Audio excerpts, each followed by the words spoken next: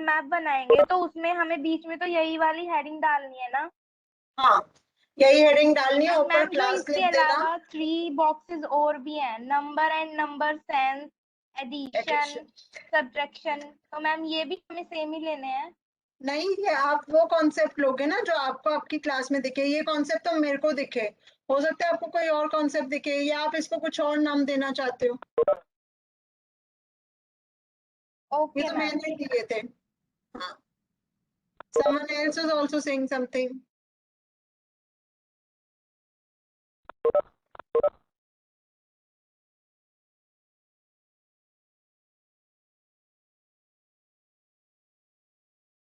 Okay, Anuradha ma'am आप हैं host, the host who is whoever is। हम लोग रिकॉर्डिंग स्टार्ट कर सकते हैं क्या, या स्टार्ट हो गया वो recording? It is in process I guess. Okay, ठीक है, अगर आप लोगों को बाकियों को कोई डाउट्स नहीं है, cool, I cannot read your minds if you're not ready to communicate, or maybe it is कि आप लोगों को कल की क्लास में सब समझ आ गया होगा, ठीक है। So we will start, and on the starting note I would thank Nitin. Thank you Nitin for sending us the reminder and telling that it is important for us to join on time. Okay, so I will start the screen sharing. Ma'am आपने कहा था कल आप number senses से start करवाओगे। हाँ, हमारा outcomes वाला पार्ट थोड़ा रह गया है, हम वो करके फिर आज की उसमें आ जाएंगे फटाफट से, ठीक है। Okay, 1 minute.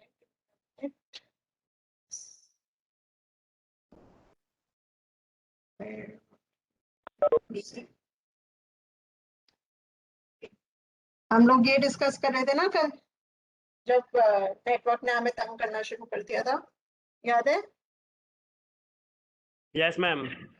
ठीक है, I'll only spend 5 to 10 minutes on this. This is an important part because इसके बाद जो slide होगी that will be a part of your lesson plans. ठीक है, so understand this carefully. इसके अंदर जब मैं बात कर रही थी, मैं एक लर्निंग पिरामिड की बात कर रही थी।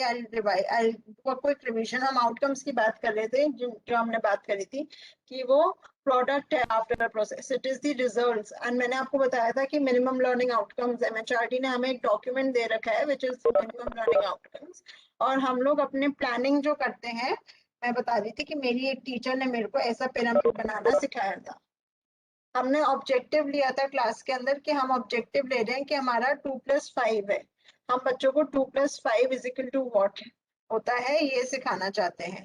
तो हमने उसमें कहा कि भाई मैं चाहूंगी कि मेरे सारे लर्नर्स जो हैं उनको कम से कम ये पता चल जाए कि ये जो ऑब्जेक्ट की क्वांटिटी है ये 2 सर्कल्स हैं और ये 5 बॉक्स है, कम से कम वो इतना कर सके। After my class I want कि all my learners, more than 95% of my learners should know that this is 2 and this is 5. They should be able to imagine the meaning of 2 and 5.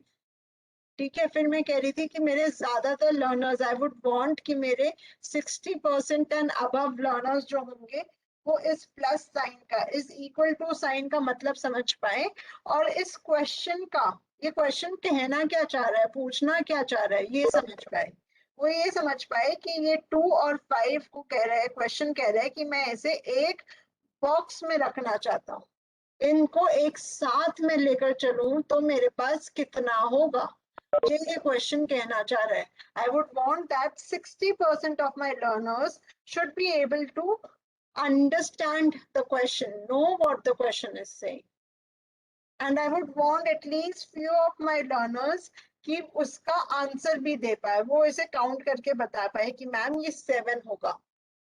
And this is the first class of addition. मैं आज addition introduce कर रही हूँ बच्चों को, तो मैं ये ऐसे ऑब्जेक्टिव्स, ऐसे आउटकम्स एक्सपेक्ट करूं, ये मैं सोचना शुरू कर दूं जब मैं लेसन प्लान बना रही हूँ। उन्होंने, मेरी जो टीचर ने बताया था कि आप ऐसा लर्निंग पिरामिड बनाना शुरू कर दो अपने लेसन प्लान में। क्या ये समझ आया? Excuse me ma'am, it's clear, but मेरी एक क्वेरी थी, can I ask? Yes yes. Okay ma'am. Ma'am जैसे कि हमने अभी जो प्रिंसिपल्स पढ़े थे उसमें हमने प्रिंसिपल पढ़ा था कि every children can learn, but हम मैम ये पहले से एजम्पशन करके चल रहे हैं कि 95% स्टूडेंट्स तो इसे रिकॉग्निशन कर पाएंगे, 60% स्टूडेंट्स इसका प्लस का सिंबल रिकॉग्नाइज कर पाएंगे, एंड फ्यू स्टूडेंट्स होंगे जो कुछ पूरा बता पाएंगे हमें ओरली।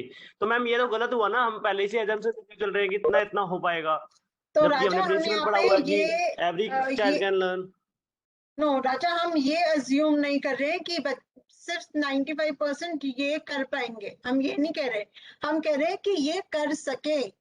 मैं इस तरीके से आज का लेसन डिलीवर करूं कि मेरे लेसन के एंड में कम से कम 95% बच्चे इतना पार्ट कर सके या 60% बच्चे इतना समझ सके पे बात हो रही है कि इतना इफेक्टिव टीचिंग होना चाहिए मेरा कि इतने % ऑफ लर्नर्स को मैं पहली क्लास में ही इतना पार्ट समझा सकूं। जैसे कुणाल कह रहा है कम से कम इतना तो कर ही ले, after this teaching lesson, after the teaching of this lesson कम से कम इतना तो कर ही ले, ये कॉन्सेप्ट तो सीख ही ले। सॉरी मैम, आपकी वॉइस ब्रेक हो रही है, वीडियो भी क्लियर नहीं है आज। क्या सबके साथ ऐसा हो रहा है? No, ma'am, it's clear. I think उसका कोई नेटवर्क इशू होगा राजा का। हाँ, मैं भी एक बार राजा देखना, क्योंकि मैंने कल बहुत डांटा है एयरटेल वालों को।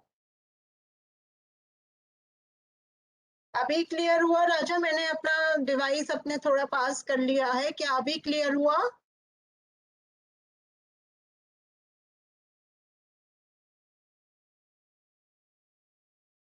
Okay, we'll wait, we'll see. Let us see. Raja will come back. But क्या बाकियों को भी ये डाउट क्लियर हुआ? राजा जो बोल रहा था वो बहुत इंपॉर्टेंट पॉइंट था, वो बहुत इंपॉर्टेंट मिसकंसेप्शन था कि हो सकता है कोई कोई टीचर ये मान के चले कि भाई यही लर्नर्स कर पाएंगे इतना, पर हम यस कहते हैं मैम, कम से कम नाउ इतना इट्स सीखे। क्लियर। ग्रेट, आपका डाउट भी क्लियर हो गया राजा?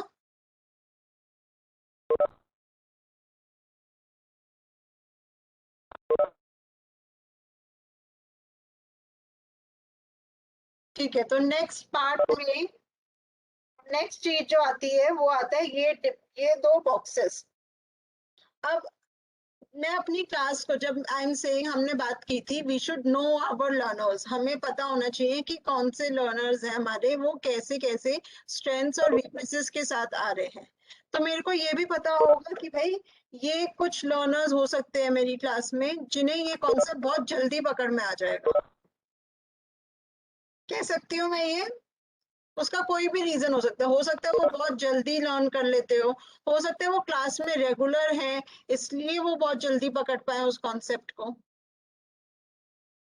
हो सकता है वो लैंग्वेज उनका इतना स्ट्रांग हो कि वो इतनी बहुत जल्दी से समझ जाए कि मैं क्या कहने की कोशिश कर रही हूँ, या उनका कंसंट्रेशन लेवल अच्छा हो कि वो समझ पाए कि मैं क्या कर रही हूँ, या मेरा जो टीचिंग स्टाइल है वो उनको सूट करता हो इसलिए वो समझ पाए। It does not only depends upon the IQ, but much more than that.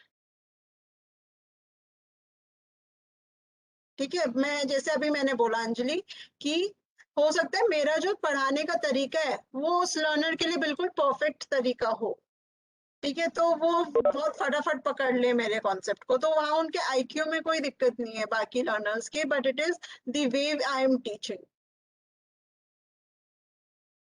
ऐसा होता है, कुछ लर्नर्स ऐसे होते हैं क्लास में।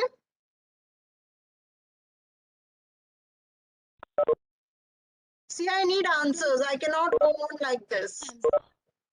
मैम कुछ लर्नर्स होते हैं जैसे कि उनको टीचर जो है मैम, जब टीचर जो होता है वो ब्लैक बोर्ड यूज करके पूरा डायग्राम वगैरह करके या फिर लिख करके पॉइंट आउट करके मैम समझाता है, तो हो सकता है कुछ बच्चों को ये आइडियल टाइप लगता है मैम, हो सकता है इसलिए कि कुछ बच्चे जो समझ पा रहे हैं जल्दी तो उनके लिए हमारा जो वो टीचिंग स्टाइल है वो आइडियल हो। और मैम कुछ लोग होते हैं ना मैम, कुछ टीचर्स होते हैं जो कि कहते हैं बुक, जो हमारे पास बुक होती है बुक से एक्सप्लेन करते हैं कि बुक में क्या कहना चाह रहा है। ये भी हो सकता है कि वही सेम बच्चे को ये वाला टीचिंग मेथड बिल्कुल अच्छा ना लगता हो, या फिर हो सकता है कि ये टीचिंग मेथड उनको बोरिंग लगता हो मैम, इसलिए टीचिंग मेथड पे भी डिपेंड करता है। सेम बच्चे के लिए different teaching methods effective, different teaching methods की इफेक्टिविटी डिफरेंट हो सकती है। Yes. So there can be many reasons कि कुछ बच्चे मेरी क्लास में ऐसे हो जो कुछ कॉन्सेप्ट को फटाफट से पकड़ ले, और वो कुछ बच्चे जो हैं, जो मैं कह रही हूँ जो फटाफट सीख लेते हैं, वो हमेशा सेम नहीं रहेंगे। वो सब्जेक्ट टू सब्जेक्ट भी चेंज होते रहेंगे, टीचर टू टीचर भी चेंज होते रहेंगे, इवन कॉन्सेप्ट टू कॉन्सेप्ट भी चेंज होते रहेंगे। जैसे आप लोगों को भी मैथ्स के कुछ हिस्से होते होंगे जो बहुत इजीली समझ आ जाते होंगे, और बहुत कुछ हिस्से होंगे जो बहुत मुश्किल से समझ आते होंगे ना। हमारे कुछ लर्नर्स ऐसे जो फटाफट हमारे कॉन्सेप्ट को पकड़ लें, और आप जानते भी होंगे, आप धीरे धीरे जैसे जैसे अपने लर्नर्स को जानोगे, अपने बच्चों को जानोगे, आपको पता भी चल जाएगा कि यार ये लर्नर फटाफट पकड़ लेता है। तो जब आप अपना प्लान बना रहे हो, उन लर्नर्स के नाम, जरूरी नहीं है सारे, ठीक है, पर कुछ लर्नर्स के नाम आप लोग सोचना शुरू कर सकते हो, लिखना शुरू कर सकते हो।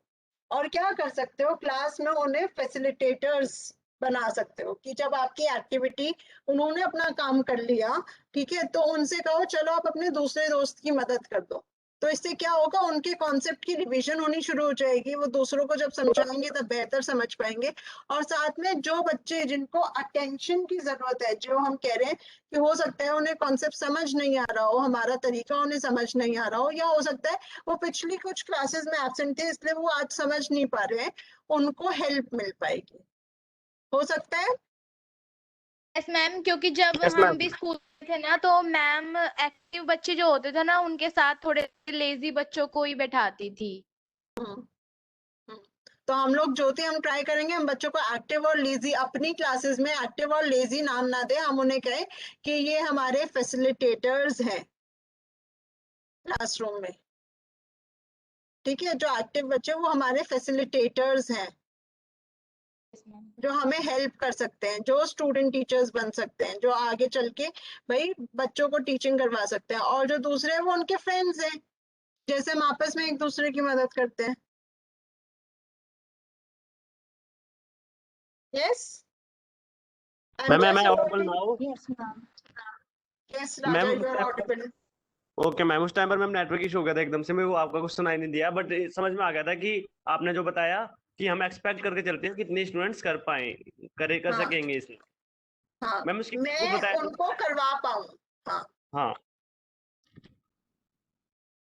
ठीक है, ये बॉक्स समझ आया जो मैंने कहा, might need attention, can be facilitators. And इसमें ये भी समझ आया कि ये सिर्फ बच्चों के आईक्यू पे डिपेंड नहीं करेगा, बहुत सारे रीजंस हो सकते हैं। एक सिंपल रीजन ये भी हो सकता है कि एक बच्चा क्लास में रेगुलर है, क्योंकि वो रेगुलर है, रोज आ रहा है, तो उसे पता है क्लास में क्या हो रहा है। और कुछ बच्चे, एक बच्चा हो सकता है जो शायद बीमार हो गया था इसलिए आ नहीं पाया 4 दिन, तो उसे आज मेरी अटेंशन की जरूरत हो सकती है। तो उस बच्चे के आईक्यू में कोई दिक्कत नहीं है, बस कुछ सिचुएशन ऐसी रही कि उसे मेरी अटेंशन की रिक्वायरमेंट है। और जब मैं ऐसे बच्चों के नाम सोचने लग जाऊं, प्लान बनाते हुए लिखने लग जाऊं, तब मैं क्लास में जब पढ़ाने जाऊंगी, क्या मेरा ध्यान उन सब बच्चों पे नहीं रहेगा? मैम रहेगा। ज्यादा होगा। रहेगा। तो मेरी टीचिंग में भी मेरे को हेल्प मिलने लग जाएगी, मेरे को पता चल जाएगा कि मैं इस बच्चे के पास जाके मदद कराऊं। ऑटोमेटिकली मेरे पैर उस बच्चे की तरफ जाने लगेंगे, ऑटोमेटिकली मेरी आंखें उन बच्चों की तरफ होने लगेंगी, है ना। Yes ma'am. Yes ma'am.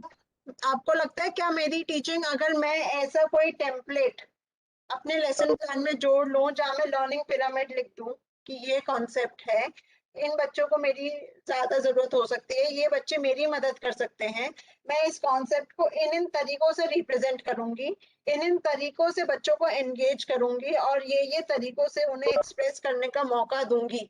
जब मैं ये सब चीजें प्लान में पहले से जब बना रही हूँ, प्लानिंग कर रही हूँ, तभी सोचने लग जाऊं, क्या आपको लगता है कि मेरी टीचिंग थोड़ी और बेहतर हो जाएगी? यस मैम, उसमें मैम। काफी इम्प्रूवमेंट होगा। यस मैम, बिल्कुल मैम, फिर टीचिंग ट्रैक पर रहेगी हमारे, बिल्कुल। हाँ, बहुत बेटर प्लानिंग रहेगी। जैसे मेरे को आप में से ही किसी ने फीडबैक दिया था कि the sessions are well planned, ठीक है। वेल प्लान्ड कैसे हो रहे हैं सेशन? क्योंकि मैं पहले से ही ये सारी चीजें सोचते हुए चल रही हूँ। यस मैम, जैसे आपको पता है कि आपको हमें क्या प्रेजेंट करके पढ़ाना है, आपको पता है कि आपको हमसे आंसर्स कैसे लेने हैं, आपको आप ये भी देख रहे हो कि आपकी कौन हेल्प कर रहा है, तो आप उसे कुछ वर्क्स भी प्रोवाइड कर रहे हो। और बीच बीच में आप किसी किसी बच्चे का नाम लेके अपना अटेंशन भी क्लास में चेक कर रहे हो कि बच्चे ध्यान दे रहे हैं या नहीं दे रहे। So all your lesson is planned. Exactly. तो मेरे को नहीं पता, दिस इज योर कॉल। देखो लेसन प्लान आप बना रहे हो, आपका लेसन प्लान है। मेरी तरफ से एज योर टीचर मेरा सजेशन ये रहेगा कि ये टेम्पलेट आपके लेसन प्लान में होना चाहिए। आपको इस बारे में सोचना चाहिए। ऐसे कोई कॉलम आपके प्लान में होना चाहिए, जरूरी नहीं है यही प्रिंट आउट निकाल लो, सिंपल ऐसे हेडिंग लिख लो या ऐसे करके सिर्फ रिप्रेजेंटेशन, और यहाँ पे किस किस तरीकों से लिखोगे एक एक शब्द में लिख दो। ठीक है, फैसिलिटेटर्स ऐसे करके लिख लो। जैसे मैं अपनी क्लास में ऐसा टेम्पलेट नहीं यूज करती थी, मेरे लेसन प्लान के कॉर्नर में ना एक ऐसा वो होता था, बॉक्स होता था, स्टार बना हुआ होता था, और यहाँ पे मेरे फैसिलिटेटर्स के नाम आ जाते थे। तो अब ये आपके ऊपर है, ये टेम्पलेट मैंने जो रीडिंग्स अपलोड करी है करिकुलर एंड पेडागोजिकल अडेप्टेशंस में, उनमें आपको ये मिल जाएगा, ये टेम्पलेट। ठीक है, लेट्स सी आप लोग अपने प्लान में ये यूज करते हो कि आपको इसमें मदद मिलती है। ये क्लियर है? आगे बढ़े, आज के टॉपिक पे बढ़े। कल का मैंने पार्ट कवर कर दिया। Yes, ma'am. ठीक है, great.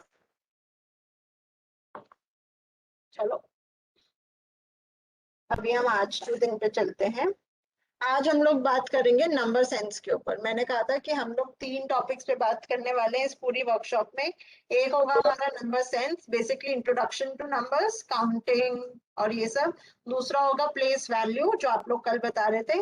और तीसरा जो हम बेसिक 4 ऑपरेशंस बोलते हैं, उनमें से हम बात करेंगे सिर्फ एडिशन और सब्ट्रैक्शन की इस पूरी वर्कशॉप में। ठीक है? Yes ma'am. Yes, ma'am. तो आज के एजेंडा में मैंने आपके डाउट्स ले लिए। ज्यादा आपके डाउट्स थे नहीं, मेरे को लगा बहुत सारे डाउट्स होंगे। आई डोंट नो आप लोगों ने करा नहीं करा या आप डाउट्स नहीं पूछ रहे हो, पर जितनों के भी थे आई होप वो क्लियर हो गए हैं। फिर हम कुछ असाइनमेंट्स की बात करेंगे, फिर हम इन टॉपिक्स के ऊपर बात करेंगे, और मैं आपको आज कुछ मटेरियल भी लेकर आऊंगी आपके लिए। ठीक है, फिर आ जाएंगे हम होमवर्क के ऊपर। अभी आप लोग असाइनमेंट्स की जब मैं बात कर रही हूँ, आपको लग रहा होगा कि मैम ने परसों टीचिंग फिलोसफी का दिया, कल मैम मेरे को कॉन्सेप्ट मैप का असाइनमेंट लेकर आ गई, आज मैम कोई और भी असाइनमेंट देने वाली है शायद। तो ये बहुत सारे असाइनमेंट हो रहे हैं, ये बहुत सारा काम हो रहा है। ऐसा हो सकता है कुछ बच्चों को लग रहा हो। क्या किसी बच्चे को ऐसा लग रहा है? थोड़ा थोड़ा। थोड़ा थोड़ा लग रहा है। पहले असाइनमेंट मिलेगा तब पता चलेगा। और किसी को लग रहा है?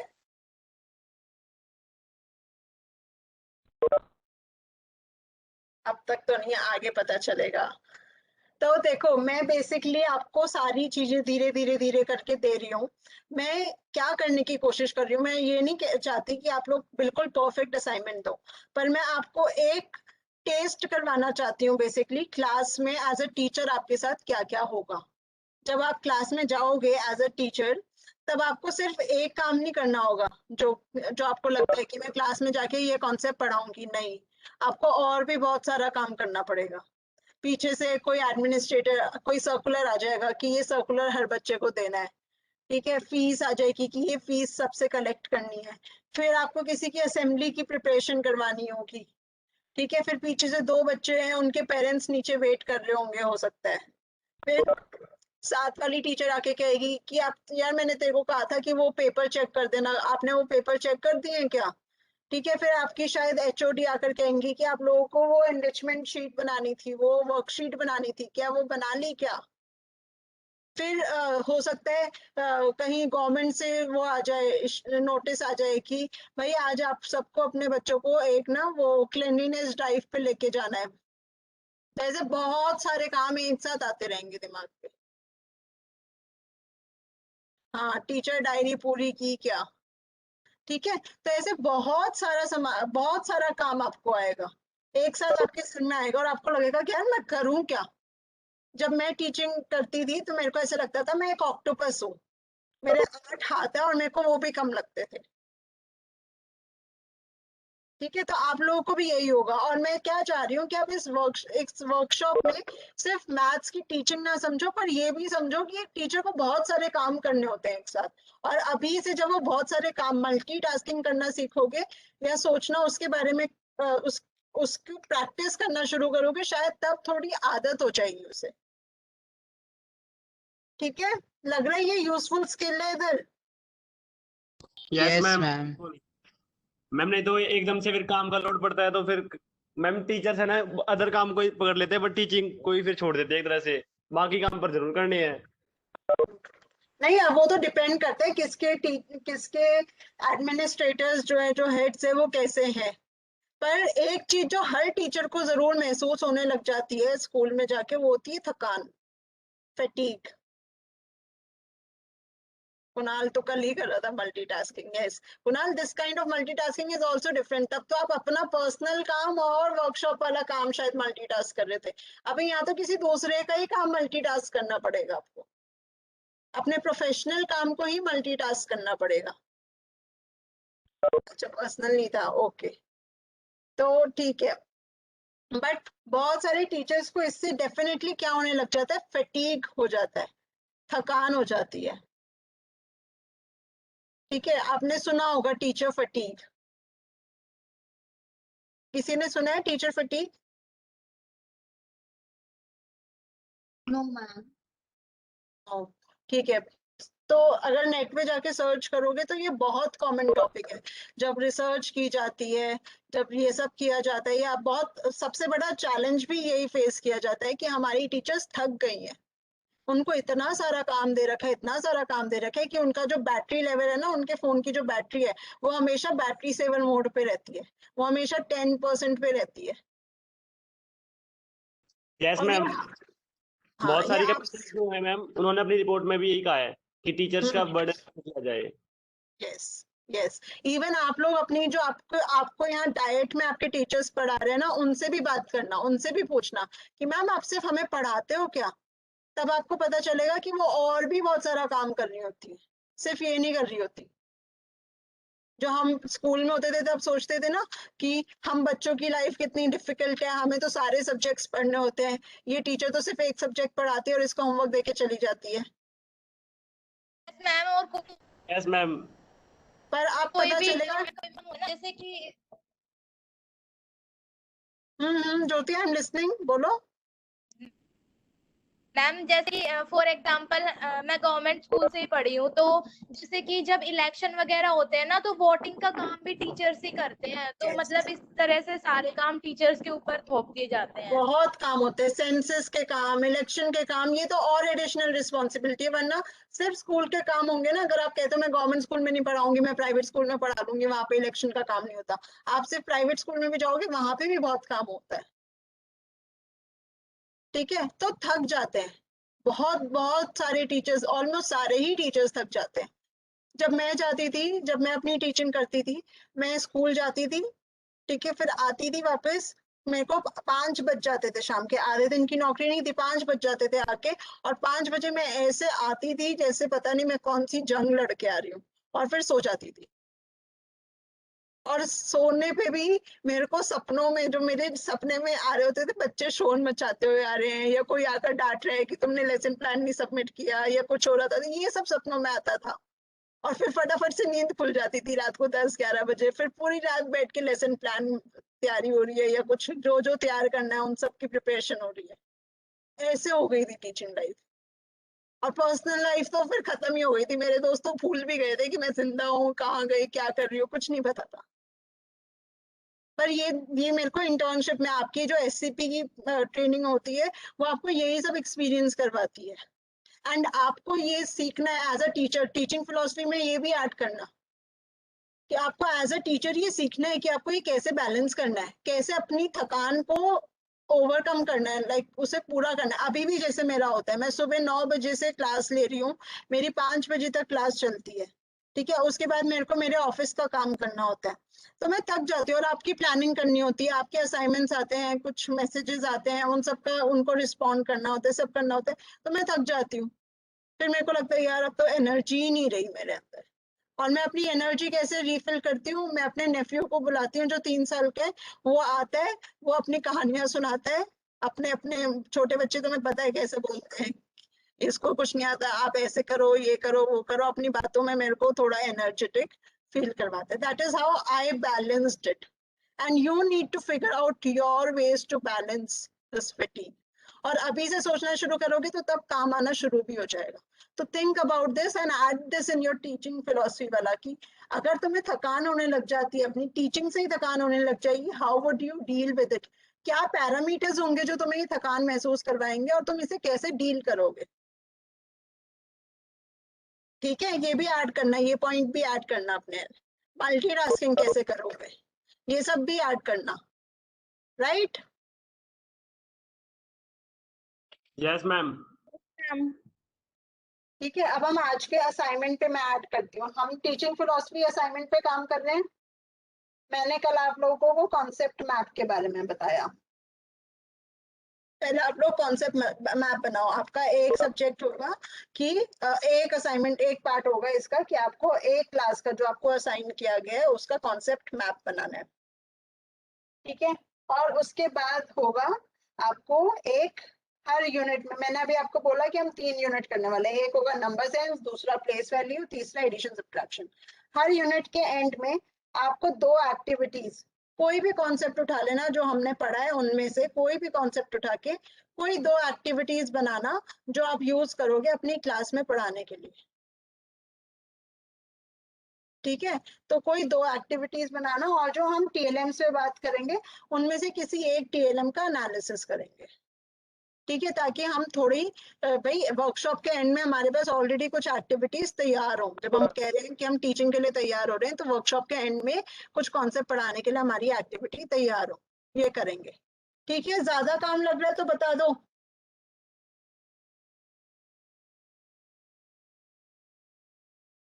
ज्यादा काम लग रहा है क्या? मैम अभी ज्यादा तो नहीं लग रहा, पर अभी हाँ, देखते हैं मैम, करने बैठे ना तब देखते हैं।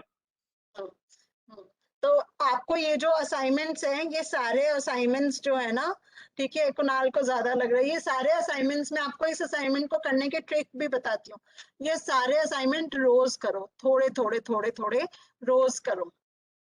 अपना टाइम बांटो कि भाई मेरे पास आज ना सपोज से 3 घंटे हैं, तो मैं 3 घंटे में से इतना घंटा इस असाइनमेंट पे काम करूंगी, इतना घंटा इस असाइनमेंट पे काम करूंगी। और रोज काम करोगे तो at the end of 15 days आपके ये तीनों बहुत आराम से हो जाएंगे, पता भी नहीं चलेगा कहाँ हुआ है।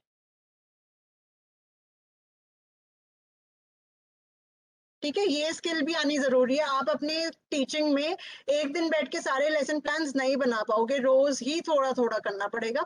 और उसमें भी डिसाइड करना पड़ेगा कि आज कितने घंटे में लेसन प्लानिंग में दूं, आज कितने घंटे में सर्कुलर पेस्ट करने में लगाऊं। ठीक है, तो these assignments will teach you time management also. Kunal, try करना, नहीं हो पाता मैनेज, ठीक है, talk to your friends, how are they managing. अगर तब भी नहीं होता, talk to me, I will help you, I am ready to help. But हम लोग ट्राई करेंगे ये सब करना। नहीं होता तब की तब देखेंगे, नहीं हुआ तो क्या होता है, पर अभी ट्राई जरूर करेंगे। हर कोई अटेम्प्ट करेगा। ओके, आई हैव 3 यस, 3 जने अटेम्प्ट करेंगे, चौथा अभी वैशाली शायद बोल रही थी, चौथा yes. Yes 5 ma'am, I 6 also. 7 8। आप जितने वर्ड्स में लिखना चाहते हो Anjali, that is up to you. 9 10 11 12 13 14 14 yes, बस 14 बच्चे करेंगे, कोई नहीं। चलो बाकी बच्चों तुम क्या करोगे? 16 17, okay okay, it's increasing. Anjali, आपके वर्ड लिमिट्स मैं किसी में वर्ड लिमिट नहीं डाल रही हूँ, वो भी एक स्किल है, पर हम वो इस वर्कशॉप में नहीं, कभी और सीखेंगे। ठीक है, अभी आप जितना मन खोल के अपनी भावनाओं को बहने दो, लिखना सीखो पहले, फिर वर्ड्स में लिखना शुरू करेंगे। ठीक है अंजलि, आपको लगता है आप 10 वर्ड्स में अपनी समझ समझा सकते हो? 10 वर्ड में समझा दो। आपको लगता है मैं 10,000 शब्दों में समझाना चाहती हूँ? 10,000 शब्दों में समझा दो। Excuse me ma'am. Yes Raja. Ma'am मैं आपसे ये पूछना चाहता हूँ कि आपने मतलब अपना करियर प्राइमरी स्कूल टीचर से स्टार्ट किया था। यस, मैं आज भी प्राइमरी स्कूल ही पढ़ाना चाहूंगी। कोई मैम मेरे अभी को आप मतलब कहेगा, कहाँ पढ़ाते हो? अभी प्राइमरी स्कूल मैं टीचर में आपको ही हो आप? पढ़ाती हूँ, मैं अभी अभी आपको आप अभी पढ़ाती पढ़ाते हूँ। हो? मतलब कि मैम अभी भी आप प्राइमरी स्कूल टीचर हो? नहीं, मैं अभी स्कूल में नहीं पढ़ा रही। अच्छा, मैम यानी कि हम मैं यही सोच अब- रहे थे मैम, अभी तो हमने जस्ट 12th पास आउट की है, देन अब जेबीटी कर हमें डीएलएड कर रहे हैं, उसके बाद हमारी पोस्टिंग हो जाती है कहीं, फिर मैम हमें आगे भी अपनी पढ़ाई कंटिन्यू करनी, बिकॉज हमें यहीं तक नहीं रहना। तो मैम कैसे मैनेज करेंगे, जैसे कि आपने बताया हमें इतना तो काम I'll मिलता tell है। you, I'm telling you, मैं आपको रिसोर्सेज देती रहती हूँ। You need to work on your professional development. मेरे को कभी किसी ने आकर नहीं कहा था कि साइन लैंग्वेज सीखो। मैंने खुद सीखा, मैंने खुद देखा कि यार ये काम की चीज है, ये जरूरत की चीज है। जब मैंने साइन लैंग्वेज सीखना शुरू किया तो मेरे को और चीजें पता चलनी शुरू हुई। जैसे जैसे जैसे जैसे मैं सीखती जा रही थी, एक एक चीज पकड़ के सीखती जा रही थी, वैसे वैसे मेरी प्रोफेशनल डेवलपमेंट होती जा रही थी, मेरी बाकी पढ़ाई होती जा रही थी। और वो धीरे धीरे धीरे प्राइमरी टीचिंग से ही स्टार्ट करके आज मैंने अपनी 2 मास्टर्स खत्म कर ली, अपनी बैचलर्स खत्म कर दी, 2 डिप्लोमा खत्म कर लिए।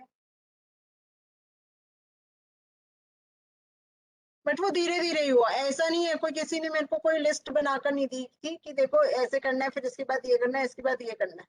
बस जो चीज मेरे को समझाई गई थी, जैसे आज मैं आपको समझा रही हूँ कि थकना नहीं है बेटा। बहुत टाइम ऐसा आएगा कि ऐसा लगेगा फेंक दो, बहुत हो गया, मैं नहीं कर रही, थक जाओगे इतना, पर नहीं, रोज सो के अपनी वो थकान खत्म कर दो, ताकि अगले दिन वापस उसी एनर्जी के साथ जा पाओ और डेवलप कर पाओ। ठीक है Raja? Okay ma'am, I will ठीक है, also try.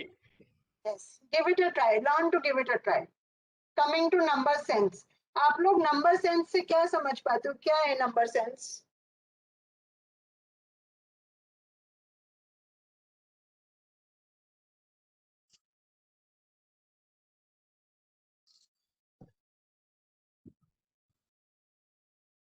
Ma'am according to me, number sense is like a sense towards numbers. Like an example, मैं एग्जाम्पल देता हूँ कि मैम हमारी किसी नंबर को लेकर क्या सेंस है। एक एग्जाम्पल, जैसे कि कोई बच्चा आता है बताने कि मेरे 2 रुपए खो गए, और कोई एक बड़ा व्यक्ति होता है वो बोलता है मेरे 10,000 का नुकसान हो गया। बट हम 10,000 के नुकसान को लाइटली ले जाते हैं, और उस 2 रुपए के नुकसान को जो है मतलब ऐसे अचंभित में ले जाते हैं। तो इससे लगेगा कि इसके नंबर सेंस नहीं है, ये 2 रुपए में और 10,000 में फर्क नहीं पता कि इसे किस चीज पर मतलब कि बिल्कुल अचंभित होना चाहिए और किस चीज पर इसे लाइटली लेना चाहिए।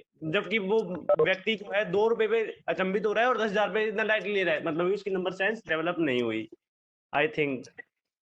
Okay, so you are saying हमें 2 क्वांटिटीज है, दोनों की वैल्यू में डिफरेंस समझ आना चाहिए। Yes ma'am. सृष्टि से और तोड़ो, थोड़ी कॉन्क्रीट भाषा में बात करो। आपने बहुत ही जनरलाइज स्टेटमेंट दी कि understanding of numbers and related to concepts. क्या कॉन्सेप्ट, कैसे? जैसे राजा ने उसे तोड़ दिया ना एक कॉन्क्रीट एग्जांपल में, 2 और 10,000 रुपए में, ऐसे आप लोग भी तोड़ो।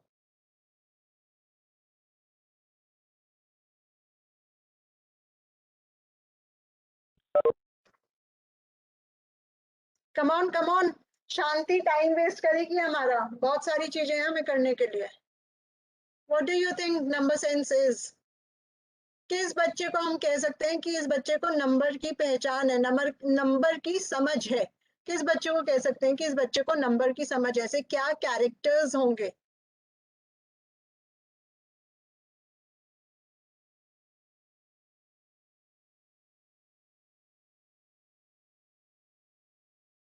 जो उस नंबर की फेस वैल्यू जान जाए। फेस वैल्यू प्लस उसकी प्लेस वैल्यू भी आई गेस कुनाल। कोई कहेगा ये 0 है, 0 की फेस वैल्यू तो मतलब नथिंग, पर इधर 0 ऐड होना बहुत ज्यादा मतलब रखता है, राइट कुणाल? उसकी क्वांटिटी का ज्यादा कम, क्वांटिटी का समझ बना पाए। ग्रेट। मैम हम बच्चों को फेस वैल्यू समझाने के लिए एक अच्छा एग्जांपल दे सकते हैं। फेस वैल्यू क्या होती है, जैसे कोई भी नंबर है उसका फेस, मतलब कि लाइक आपका नाम है, जब भी आपका नाम कॉल किया जाएगा तो आपका फेस उस पर्सन के सामने आ जाएगा, ऐसे ही उस तो नंबर की राजा, हम इस पे फेस वैल्यू का ये जो आप एग्जांपल ले रहे हो, इसमें तब बात करेंगे जब हम फेस वैल्यू की बात करेंगे। अभी हम नंबर सेंस की बात कर रहे हैं। ओके ठीक है, मैम।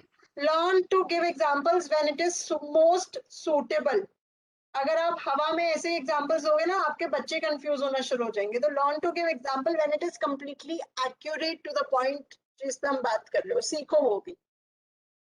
I'm not saying अभी से तुम्हें आना चाहिए, but I'm saying learn to start learning it. Okay, able to compare two different numbers. Yes, comparison कर पाए.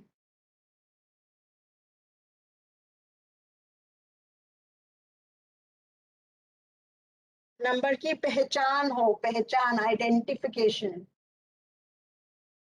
और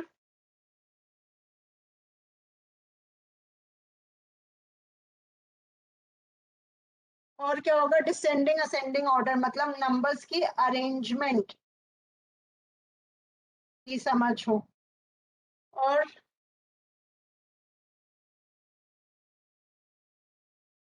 ठीक है, तो आपने जो दिया, अगर मैं आपको बताऊं कि ये एक जनी थी, this is a women called एंगुलरी. उनका फिगर, उनका composition, I learn this point, this is new. Yes, someone is trying to say something. Okay, तो ये एक जना था एंगुलरी. शी इज अ वुमेन जिन्होंने नंबर सेंस के ऊपर, नंबर्स के साथ बहुत सारा काम किया, और बहुत सारे देशों में बहुत सारे बच्चों के साथ काम किया, हर तरीके के बच्चों के साथ काम किया, चाहे फिर वो इंडिया के गवर्नमेंट स्कूल के बच्चे भी क्यों ना हो. She did a lot of research across different types of children in different आपकी countries. वॉइस ब्रेक हो रही. वॉइस ब्रेक हो रही है, जो भी बोल रहा था ज्योति, शायद आपके नेटवर्क में दिक्कत है, क्योंकि आपकी वॉइस भी ब्रेक हो रही है. बाकियों को क्या मेरी आवाज क्लियरली आ रही है? Yes, ma'am, it's clear. It's clear. Jyoti, ma'am try पहले मेरे साथ हो फिक्सिंग रहा था योर ऐसे. नेटवर्क. ठीक है, अभी एंगुलरी ने हमें बताया, उन्होंने, उनकी एक बुक है, ठीक है, वो बुक मेरी रेफरेंसेस में लिखी गई है. ठीक है, आपको ढूंढ के इस बुक के बारे में भी पढ़ना चाहिए, इनकी बुक पढ़नी चाहिए, बहुत अच्छी समझ बनाएगी आपकी भी. ठीक है, पर मैंने क्या करा, मैंने आज एक रीडिंग पोस्ट करी है नंबर सेंस के ऊपर. उसमें मैंने एंगुलरी और उनके जैसे बहुत सारे उनके जो दोस्त हैं, उन सब की जो फाइंडिंग्स थी, समझ थी, एक्सपीरियंसेस थे, सबको मिला के एक समरी टाइप करके वो रीडिंग बनाई आप लोगों के लिए. ठीक है, अभी मैं देखती हूँ, अभी हम देखते हैं एंगुलरी नंबर सेंस के बारे में क्या कहती है. तो जैसे आप लोगों ने कहा, एंगुलरी कहती है जिस बच्चे को एक नंबर के साइज की पहचान हो. ठीक है, एक साइज मतलब कि ये क्या साइज है, how many beads do I have on the screen, how many circles do I have on the screen.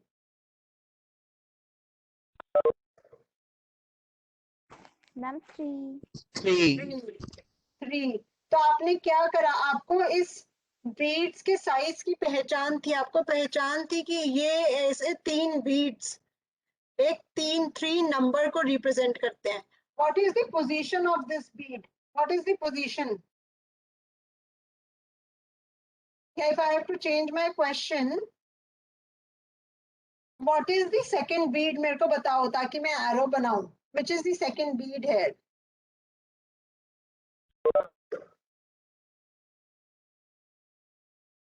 Which is the second beat here? Come on, you need to unmute and speak. बहुत फटाफट. बीच वाली जो है, mid. बीच वाली. हाँ, इसमें आ जाओ. तो आपको पोजीशन की पहचान हो, और फिर जो आप अपनी अंडरस्टैंडिंग बोल रहे हो, बीच वाली, मैं हर बार तो नहीं बोल पाऊंगी ना कि बीच वाली है. सेकंड वर्ड का इस्तेमाल करना, या 3, मैं उसकी रिप्रेजेंटेशन कर पाऊँ उस नंबर की, उस बच्चे को मैं कहूंगी कि ये नंबर की समझ बनाना शुरू कर चुका है. उसके आगे सिर्फ नंबर्स की समझ यहीं पे नहीं अटक जाती, नंबर्स की समझ उनके ऑपरेशंस पे भी जाती है. ऑपरेशंस क्या होते हैं हमारे? Addition, Addition, subtraction, multiplication, division. तो इनकी समझ मेरे को बताना जरा, मैं एडिशन 2 नंबर्स के साथ क्या करेगा? मेरे पास 2 है और मेरे पास 5 है. एडिशन क्या करेगा? अगर मैं इन दोनों नंबर को ऐड करूंगी तो क्या होगा? दोनों को साथ में ला देगा और इन दोनों को जोड़ देगा. तो क्या होगा? क्वांटिटी में क्या फर्क पड़ेगा? मैम क्वांटिटी इंक्रीज हो जाएगी मैम. इंक्रीज होगी. इंक्रीज हो जाएगी. मतलब एडिशन जो है वो मेरी क्वांटिटी को इंक्रीज करती है. जब मैं ये समझ पाऊं, मैं इनको माइनस कर दूं तब क्या होगा, क्वांटिटी में क्या फर्क आएगा, मैम डिक्रीज हो डिक्रीज। जाएगी डिक्रीज हो जाएगी।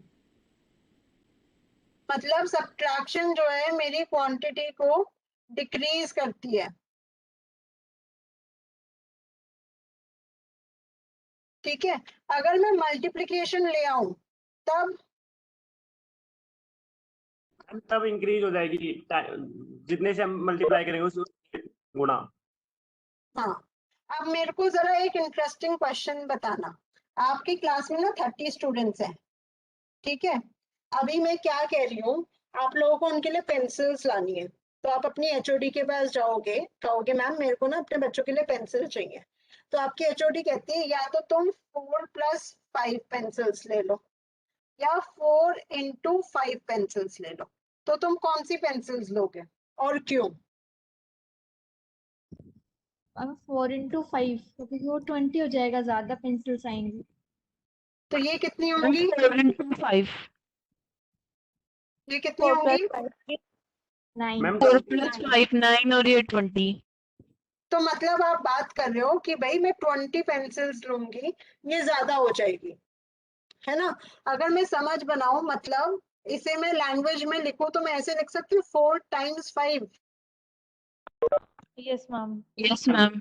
अगर मैं देखूं मेरी एचओडी कह रही है कि तुम एक डिब्बा ले लो जिसमें 5 पेंसिल है, ठीक है, और ऐसे मैं तुम्हें 4 डिब्बे देने को तैयार हूँ, ठीक है। या फिर तुम ऐसा करो 4 पेंसिल्स ले लो और मैं तुम्हें साथ में 5 पेंसिल्स और दे देती हूँ। क्या तुमने यही समझ बनाई? क्या यही समझ के साथ तुमने Yes, आंसर ma'am. दिया, यस मैम। Yes ma'am. है ना। तो मतलब मैं देख रही हूँ कि मेरा जो मल्टीप्लिकेशन है वो क्वांटिटीज को एक ग्रुप कर देता है, ग्रुप में बांध देता है ना। Kunal, I'll come Yes, to that ma'am. example.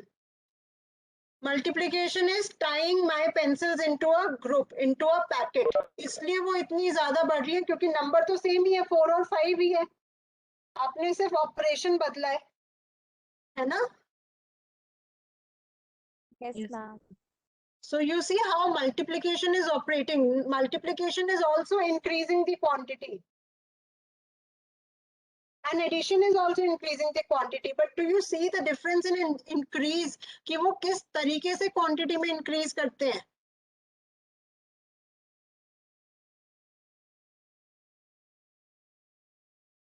Do you see the difference between them? भाई addition तो क्या है, एक एक single pencil को increase करते हैं। एडिशन तो मैम जैसे एक एक करके इंक्रीज कर रहा है और मल्टीप्लिकेशन उसको डबल कर रहा है। उसको डबल कर रहा है, उसका एक डिब्बा दे रहा है, उसके वैसा ही एक डिब्बा उसे मल्टीप्लाई कर रहा है। जब मैं मल्टीप्लाई बोल रही हूँ तो तुम्हारे दिमाग में एक पेंसिल की मल्टीप्लिकेशन नहीं हो रही, एक पेंसिल की डिब्बे की मल्टीप्लिकेशन हो रही है ना। Yes ma'am. यस अब जैसे कुणाल बात कर रहे हैं 5x0, मैं 5x0 नहीं लेती, मैं अभी वही सेम एग्जांपल लेती हूँ। 5x0 पे हम कभी फिर बात करेंगे, पर अभी तुम्हारे पास वही 30 स्टूडेंट्स हैं और तुम्हारे पास तुम्हारी एडमिनिस्ट्रेटर कह रही है भाई या तो तुम 2+3 पेंसिल्स ले लो या 2+1 पेंसिल ले लो या 2x1 पेंसिल ले लो। कौन सी पेंसिल लोगे तुम, कौन सी वाले लोगे? 2+1 वाली, 2+1। 2+1 वाली, क्यों? तो मैम वो 3 है। वो 3 है तो 2x1 क्या है? ओनली 2 है वो। 2 ओनली 2 है। तो अभी एक डिफरेंस देखा, पीछे जो था मल्टीप्लिकेशन एक क्वांटिटी को बढ़ा रहा था और यहाँ पे सिंपल उसने कम कर दिया आपके इधर से। You have, do you see the difference here? जो अभी हम डिफरेंस पीछे देख रहे थे, क्या इस पे कोई समझा सकता है कि हुआ क्या, क्यों मेरे पास 2+1 ज्यादा हो गया 2x1 से?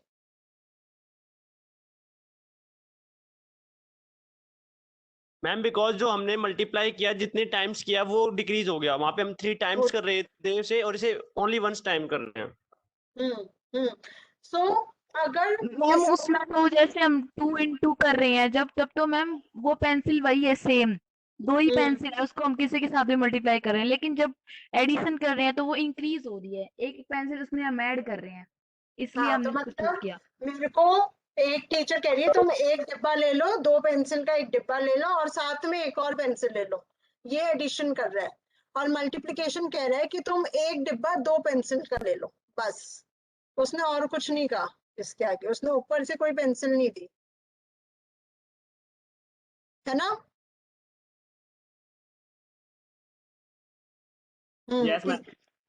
जो अंडरस्टैंडिंग, जैसे कुणाल कह रहा है किसी चीज को एक बार ले तो वो ही सेम होगा, उसे ऐड 1 करने से, एक यूनिट ऐड कर रहे हैं तो वो इंक्रीज हो रहा है। तो तुम अपने दिमाग में इसमें और सोचोगे ना, जब दिमाग लगाओगे ध्यान से और सोचोगे, तो तुम अपनी उधेड़ बुन में देखोगे, तुम एडिशन और मल्टीप्लिकेशन को डिफरेंट डिफरेंट कॉन्टेक्स्ट में, वो डिफरेंट डिफरेंट नंबर्स के साथ क्या क्या कर रहे हैं ये सोच रहे हो। सोच रहे हो कि नहीं सोच रहे हो? Yes ma'am. तुमने एक जनरलाइज स्टेटमेंट नहीं निकाली कि भाई हमेशा मल्टीप्लिकेशन वाला, अगर 2 क्वांटिटीज को मल्टीप्लाई करके कोई मेरे को दे रहा है तो वो हमेशा ज्यादा होगा। तुम्हारे मन में कहीं ना कहीं वो स्पेस बनी हुई है कि हो सकता है कभी कभार एडिशन भी मल्टीप्लिकेशन से ज्यादा क्वांटिटी दे दे हमें।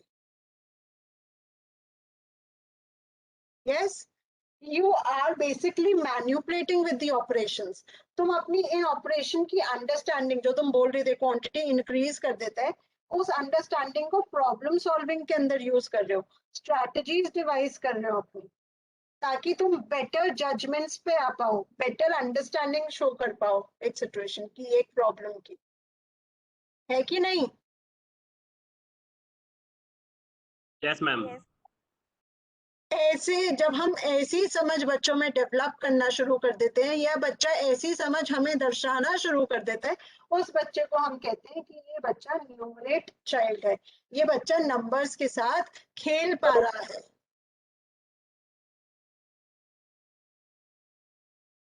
ठीक है, यूर प्लेइंग विद नंबर्स ना, यूर डूइंग नथिंग। आपने नंबर्स को एक रिजिड स्ट्रक्चर्स की तरह अपने दिमाग में नहीं लिया, you're playing with numbers.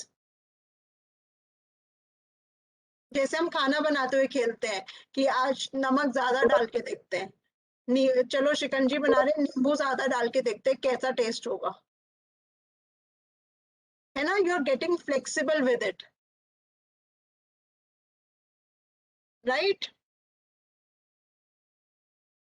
Yes ma'am. और अब इस पे सोचो, अगर जब तुम नींबू पानी बना रहे हो, शिकंजी बना रहे हो, और तुम नींबू ज्यादा डाल के देखना चाहते हो कि नींबू ज्यादा डाल के देखती हूँ कि उसका टेस्ट क्या होगा, या नमक ज्यादा डाल के देखती हूँ उसका टेस्ट क्या होगा, और तुम्हें इसमें कोई रोका टोका नहीं जा रहा, तो तुम ये एक्सपेरिमेंट करोगे, खुशी खुशी एक्सपेरिमेंट करोगे। Yes ma'am.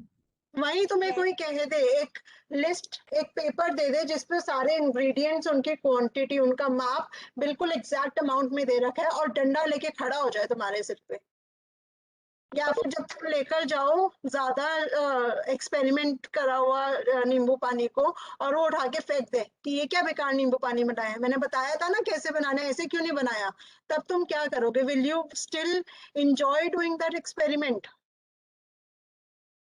मैम नो अगर मैम। एक्सपेरिमेंट हमने अपनी खुशी से किया हो, या जिसमें हमने अपनी पूरी मर्जी चलाई हो, तो हम उसके रिजल्ट से ना तो घबराएंगे, ना ही उसे मतलब डिनाई करेंगे कि सामने वाले ने कैसा उसका रिस्पॉन्स दिया। लेकिन अगर हम सामने वाले की तरह से सारा काम करें, उसके बाद वो डिनाई कर दो, तो बहुत गुस्सा आएगा। Yes, so see what Vaishali, दूसरे के दबाव में करके ना फिर हम घबरा जाते हैं, तो हम खुद से कुछ भी नहीं कर पाते। यस यस, जो आप लोग कह रहे हो, अगर अब मैं मैथ्स की लाइफ में डाल दूं, अगर आप लोगों को जैसे स्कूल में पढ़ाया गया था कि एडिशन ऐसे ही करनी है, और जब आपसे वो वैसे एडिशन हुई नहीं, जब आंसर गलत हुआ और मैम ने एक बड़ा सा क्रॉस मार दिया लाल रंग में, तो आपने क्या शुरू कर दिया? धीरे धीरे मैथ्स के लिए फियर डेवलप करना शुरू कर दिया। यस मैम, फोबिया क्रिएट हो गया। अगर आपको मैथ्स की क्लास में इन नंबर्स के साथ खेलने दिया जाए, या अगर आप अपने बच्चों को इन नंबर्स के साथ खेलने दो, तब क्या होगा? बच्चे क्या करेंगे मैथ्स के लिए? क्या वो फिर भी डरेंगे? नो मैम, वो No, ma'am. एंजॉय करेंगे। Enjoy नो करेंगे। Ma'am. Yes, so one Try of भी यू, करना सीखेंगे। Yes, one of you were raising these expectations in your form कि हम चाहते हैं हम मैथ्स का डर बच्चों में से कैसे भगाए। तो समझ आया मैथ्स का डर कैसे भगाना है, उन्हें खेलने दो इन सिचुएशंस में। जैसे मैं आपको अलग अलग सिचुएशन दे रही हूँ और आंसर करने को बोल रही हूँ, मैं किसी आंसर को बोल तो नहीं रही कि गलत है सही है।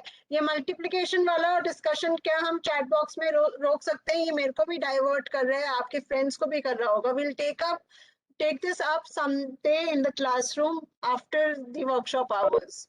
Okay, Nitin? Okay, Kunal? Yes, ma'am, exactly. राजा, नितिन और कुणाल से पूछा मैंने। Yes, ma'am. नो मैम, मैंने ये कहा कि वो बार बार ध्यान से हट जाता है मैसेज जब आता है तो। ठीक है, पर अब आपको समझ आया आपको अपनी मैथ्स की क्लासरूम को कैसे खोलना है बच्चों के लिए? Yes ma'am. यस हम्म? मैम। ठीक है, तो ये वाली अंडरस्टैंडिंग भी अपनी फिलॉसफी में डाल सकते हो आप, टीचिंग फिलॉसफी में, कि आप बच्चों को क्या करने को दोगे मैथ्स की क्लास में, नंबर्स कैसे सिखाओगे, क्या करवाओगे, बच्चे क्या कर सकते हैं, क्या बच्चा सिर्फ गलत सही जवाब दे सकता है या गलत जवाब भी दे सकता है, क्या बच्चे की क्रिएटिव आंसर्स को आप इनवाइट करोगे क्लास में, चाहे वो आपका क्लास का टाइम क्यों ना वेस्ट कर रहे हो, चाहे आपका वो लेसन प्लान डिले क्यों ना कर रहे हो, but do you think it would be important for you to take that up in the class?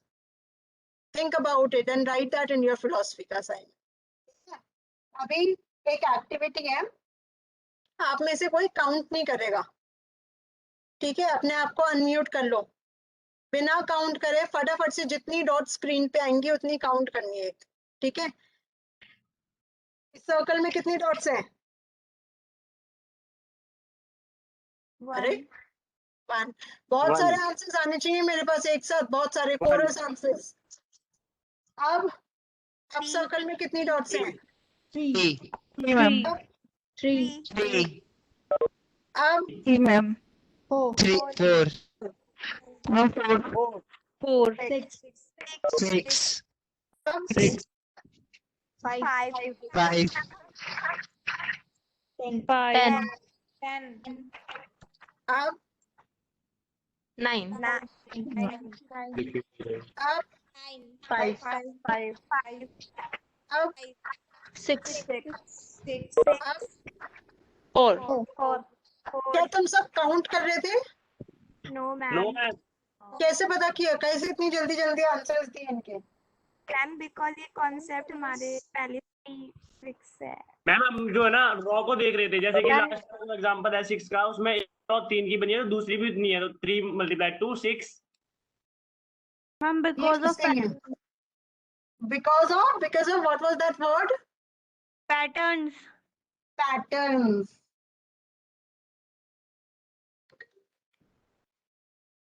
Ma'am, also because they are too close. They are too close, okay. And और किसी ने कुछ और यूज किया?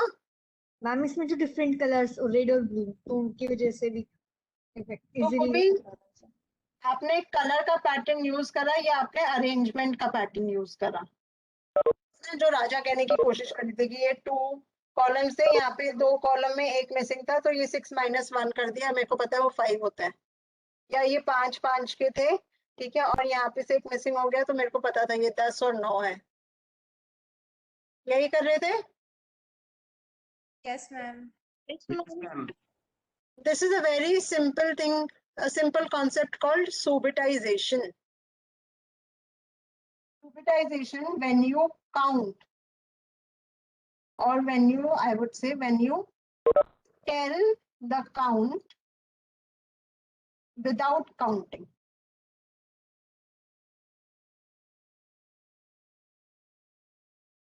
It is that simple. और आप without counting कैसे बताओगे किसी का काउंट क्या है? पैटर्न देख के आप एक पैटर्न, और ये पैटर्न्स आपके दिमाग में कहाँ से बनते हैं? 5 ऐसा इस अरेंजमेंट में आपने कहाँ कहाँ देखा हुआ है? मैम लूडो में देखा हुआ है, और कहाँ देखा हुआ है? डाइस, लूडो के अंदर डाइस में देखा हुआ है, और मैम शर्ट के बटन में। शर्ट के बटन में 5 ऐसा, शर्ट के बटन में ऐसे 5 मैंने नहीं देखे राजा। कभी मेरे को दिखाओ प्लीज। मैम मैंने देखा है। तो मेरे को वो फोटो ढूंढ के ग्रुप में भेजना, तभी मानूंगी, मैं ऐसे नहीं मानूंगी, मैंने कभी नहीं देखे। मैम होते हैं डिजाइनर बटन्स में 5 होते हैं, और जो नॉर्मल बटन्स होते हैं उनमें 4 होल्स होते हैं। मैम 5 भी होते हैं किसी किसी में। अच्छा बटन में, ओके मैम बटन बटन। के अंदर, ओके। मेरे को लगा शर्ट के जब बटन बंद करते हो तो ऐसे 5, तो मैं इमेजिन भी नहीं कर पा रही थी वो शर्ट बंद कैसे होगी। No ma'am. बटन के अंदर के डॉट्स में, स्टार्स में, कुणाल स्टार्स की बात कर रहे हैं हम। कुणाल आपके यहाँ से शायद आपको बहुत सारे स्टार्स दिखते होंगे, मेरे को दिल्ली में तो स्टार्स दिखते ही नहीं है। और मैम वीडियो गेम के जो रिमोट्स होते हैं उनमें भी इस तरह के पैटर्न्स होते हैं। रिमोट में, और किसी ने बचपन में पत्ते पे पत्ता चटाई वाली गेम्स नहीं खेली क्या? डेक ऑफ कार्ड्स, ताश के पत्तों में देखे हैं ऐसे डिजाइन? यस मैम देखे हैं। ताश के पत्तों में भी होते हैं। तो बेसिकली ये अरेंजमेंट्स, ये जो 5 की या 1 की अरेंजमेंट, अगर मैं ताश के पत्तों की बात करूं आपको, जो मैंने देखा, ऑब्जर्व किया बच्चों को देखते हुए, वो देखते हैं कि ये 1 है डॉट, ये 1 था। अब दूसरे ताश के पत्ते में ये जो 1 है इसे थोड़ा ऊपर खिसका दिया और नीचे दूसरी डॉट आ गई, ठीक है। और 3 में ये जो 2 डॉट्स थे इसके बीच में जो जगह थी इसमें तीसरी डॉट्स आ गई, ठीक है। फिर 4 में वो कह रहे थे कि भाई ये देखो 1 2 3 4 ये कर दिया। और 5 में कह रहे हैं कि ये जो 4 डॉट्स बनी हुई थी ना इसमें बीच में एक और डॉट लगा दी। फिर 6 में वो कहते हैं कि भाई ये 3 का था, ये 3 के आगे बगल में एक और 3 वाली लाइन जोड़ दी, तो ये 6 है। और ऐसे कर करके धीरे धीरे धीरे धीरे वो पैटर्न नोटिस करना शुरू कर देते हैं। एंड पैटर्न नोटिस करते करते काउंटिंग करना शुरू कर देते हैं, नंबर्स को आइडेंटिफाई करना शुरू कर देते हैं विदाउट एक्चुअली काउंटिंग। होता है नहीं होता होते हैं मैम। यस मैम होता है ना? तो ये एक बहुत इंपॉर्टेंट स्किल है जिसे हम बोलते हैं सुपरटाइजेशन। जो भी बच्चे क्लास 1 क्लास 2 के अंदर उनकी बुक्स के अंदर उसका माइंड मैप बना रहे हैं, उसका कॉन्सेप्ट मैप बना रहे हैं, उसमें देखना बॉर्डर्स पे देखना, एनसीईआरटी की बुक की बॉर्डर्स पे देखना, बॉर्डर्स पे सुपरटाइजेशन हुई हुई है उनकी। देखना, ध्यान से देखना, जितनी गहराई से उस बुक को देखोगे उतनी चीजें दिखेंगी उसमें, ठीक है। क्लास 2 के बच्चों, मैं चाहती हूँ कि आप में से कोई मेरे को बताए एक चैप्टर ऐसा है जिसके बॉर्डर में भी सुपरटाइजेशन का कॉन्सेप्ट यूज हुआ है। सोचो, एक बुक का एक चैप्टर का बॉर्डर, ठीक है। दूसरा टास्क आप सबके लिए, हमारे पास वैशाली आप थे ना जो लिखते थे कि हम क्या क्या टास्क दे रहे हैं। Yes ma'am. हाँ, तो ये वाला लिखना, बॉर्डर्स चेक करना। और दूसरा आप सबका काम ये होगा कि आप लोग जाकर देखो और पता करो कि ये जो सुपरटाइजेशन का कॉन्सेप्ट है ये मैं अपनी डेली लाइफ में कहाँ यूज कर रहा हूँ और मैं क्लास में कहाँ कहाँ और कैसे कैसे पढ़ा सकता हूँ, इसके बारे में सोचो। जब हम आगे कॉन्सेप्ट सीखेंगे ये आएगा तुम्हारे हमारे डिस्कशन में, but start thinking about this, okay. Yes ma'am. And I am giving a resource for you all, mathematics for all करके, मैथमेटिक्स फॉर ऑल करके एक ऑर्गेनाइजेशन है जिसमें 2 साल के 3 साल के बच्चे पैटर्न देख के इतनी फटाफट नंबर बताते हैं जो हमारे फर्स्ट सेकंड क्लास के बच्चे भी नहीं बता पाते। तो इनके ब्लॉग्स होते हैं, इनके रिव्यूज होते हैं, इनके मटेरियल होते हैं, तो उन पे जाके पढ़ना और देखना उनका सुपरटाइजेशन के ऊपर क्या कहना है। स्टार्ट रीडिंग अबाउट सुपरटाइजेशन बिकॉज दिस इज समथिंग जो बहुत जनों को नहीं पता। वो कर रहे हैं अपनी डेली लाइफ में, आप सब भी कर रहे थे, पर आपको नाम नहीं पता, हमें नाम ही नहीं पता बहुत लोगों को। और ये कॉन्सेप्ट है जो आपके पेपर्स में भी बहुत बार आ जाता है, ठीक है। आगे बढ़े। Yes ma'am. Yes yes ma'am. ठीक है, चलो थोड़ी नंबर्स से जान पहचान करते हैं। ये जो ये मार्बल्स दिख रहे हैं ग्रीन कलर के कंचे कितने हैं? कितने ग्रीन कलर के कंचे हैं ये? मैम 13. मैम 15. 15। तो किसी ने 15 बोला है। Yes ma'am 15। कैसे पता? मैम ये तो मैम काउंट किए। मैम 2 3 4 का पैटर्न और बाकी के फिर जो बचे 2 3 4 का पैटर्न आपने करा, तो मतलब किसी ने कहा कि मैंने 2 + 3 + 4 किया और ये काउंट करके पता कर लिया कि ये 6 है। और किसने कैसे काउंट किया? 3 3 करके 5 बार। ठीक है, तो कुणाल ने 3 3 3 ऐसे काउंट किया, मतलब 1 2 3 1 2 3 ऐसे काउंट किया, या 1 2 3 4 5 6 ऐसे काउंट किया कुणाल? जितने कुणाल बता रहा है। और किसने कैसे काउंट किया? मैम 10 + 3 + 2. 10 yes + ma'am 3 + 2। नीचे स्टार्ट करके। और किसी ने कैसे किया?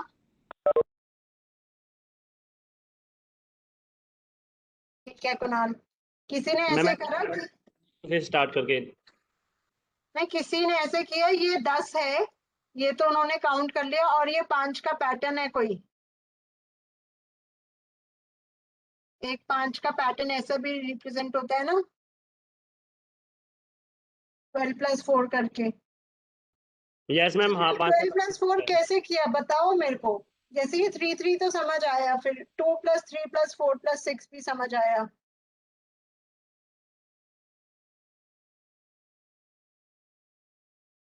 अच्छा ठीक है, चलो ये 15 है, मेरे को किसी ने 15 बोला, ठीक है, ये 15 बोल दिया, तो ठीक है, इसको और कैसे लिख सकती हूँ? नंबर्स में कैसे लिखूं इसे?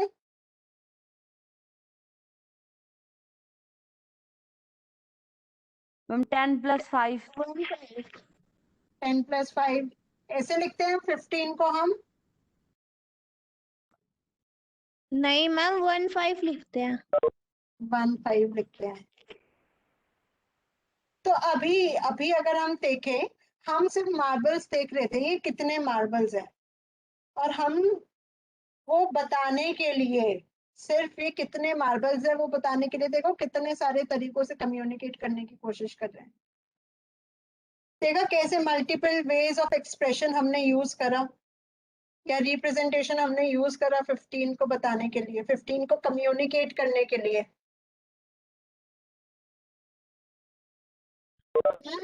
Yes ma'am. Did you see that?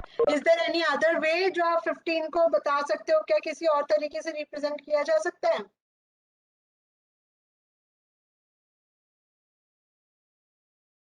कुछ रोमन नंबर्स करके कभी सिखाया जाता है, रोमन नंबर्स में 15 आता है क्या? एंड वी का होता है। एक्स का साइन और बी का साइन, या फिर मैंने यस मैम। कैरी मार्क्स भी सीखे थे कभी, ये भी यस 15 है। यस मैम 4 बनाने के बाद 5वां कट हो जाता है। तो are you able to say how many ways I'm expressing a number in? Yes ma'am. Yes, but जब मैं कहूँ, मैं बच्चे को एक पेपर में क्वेश्चन दूं और पूछूं how many marbles are these, क्या तुम ये सारे आंसर सही कर दोगे? अगर कोई बच्चा ऐसे सारे आंसर लिखे, अगर कोई बच्चा कहता है इतने मार्बल्स हैं, will you be able to tell कि yes this answer is correct? Yes ma'am Yes. Yes ma'am. Think about it. Think about it. Is this telling that child has understood the number?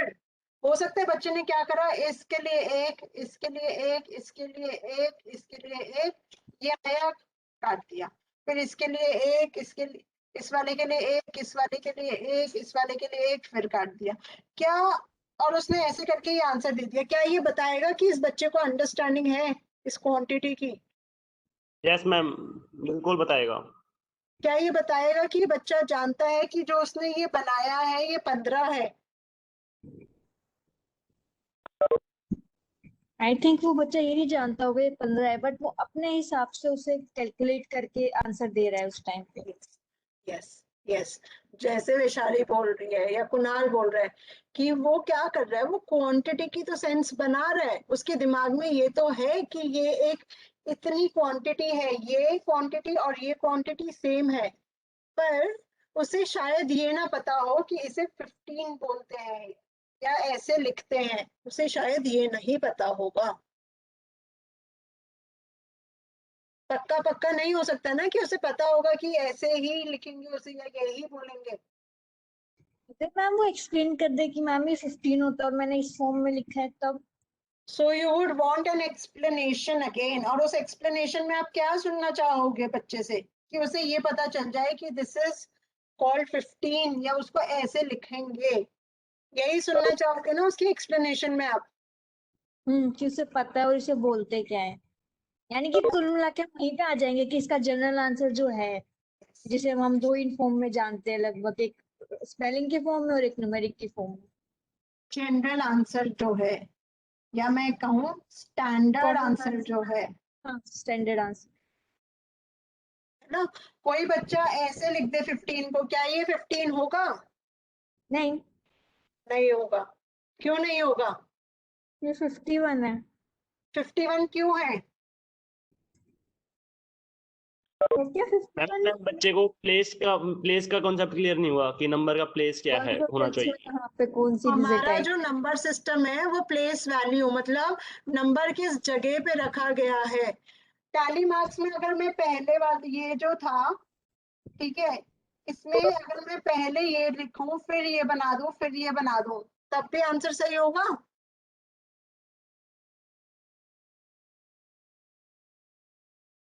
नहीं, अगर आप 51 लिख के ये बनाओगे तो answer कैसे सही नहीं, होगा? 51 नहीं, 15 के लिए, ये यस बच्चे मैम, के ये लिए 15 है। मैम ये मतलब उसकी पोजीशन जो है, मैं पोजीशन उसकी बदल सकती हूँ, पोजीशन के साथ मतलब नहीं बदलेगा, पर हमारे सिस्टम में पोजीशन के साथ मतलब बदल रहा है ना। तो मतलब मैं इस क्वेश्चन में जब मैं कह रही हूँ कि बच्चे मेरे को ये बताओ कि यहाँ पे ये कितने मार्बल्स हैं, मैं बच्चे से क्या चाहूंगी कि वो इसे काउंट करके इसकी क्वांटिटी बताए और उस क्वांटिटी को एक स्टैंडर्ड तरीके से लिख कर दिखाए। चाहूंगी ये? Yes ma'am. मैम मतलब मैं चाहूंगी कि बच्चा समझे कि इसे ऐसे स्टैंडर्ड तरीके से लिखते हैं, है ना। Yes, ma'am. Yes So this ma'am. is a very important concept when you are trying to introduce numbers to the child. बच्चे को नंबर से पहचान करवानी पड़ेगी, उसे बताना पड़ेगा कि इसका मतलब क्या है, इसका मतलब क्या है और इनको बोलते क्या है, और जब मैं इन्हें साथ में रख दूं तब इनका मतलब क्या बन जाता है, ये आपको बताना पड़ेगा। पहली क्लास में हम आर्बिट्री कॉन्सेप्ट के बारे में बात कर रहे थे, याद है? Yes ma'am. है ना। यस तो ma'am. This is something arbitrary. One को, ये जो इतने बीट्स बने हुए हैं जिनको मैंने अभी सर्कल करा है, ये कितने बीट्स हैं?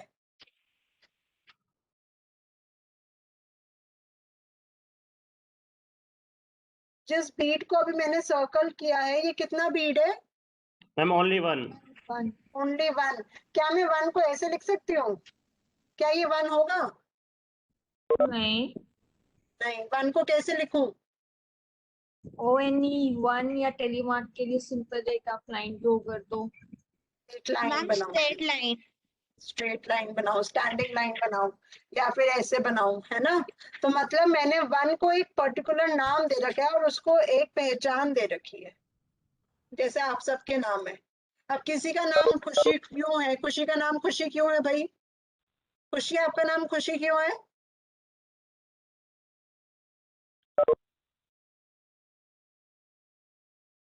This is something arbitrary.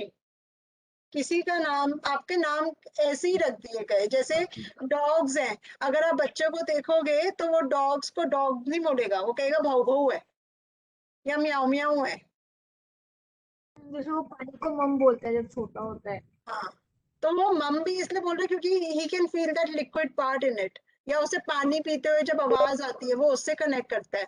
या डॉग को भाऊ भाऊ इसलिए बोल रहा है क्योंकि वो भाऊ भाऊ कर रहा होता है, जब आप कहोगे ये डॉग है, उसके लिए सेंसलेस नाम है। क्या है डॉग? डॉग मतलब उसकी उस पता ही नहीं चल रही है, ऐसे कोई रिलेशन ही नहीं दिख रहा। This is something arbitrary for the child, abstract for the child. ठीक है, तो this is something that you as a teacher need to tell child, give the child as an information, as a piece of information, as a piece of fact. Okay? Yes, Yes, ma'am. ma'am. अब I need a homework from you all to be done by tomorrow. मैंने ना आज ये words पढ़े, digits, numbers और numeral. इनके बीच का difference, similarity क्या होती है, मैं ये जानना चाहती हूँ। क्या अभी किसी को पता है?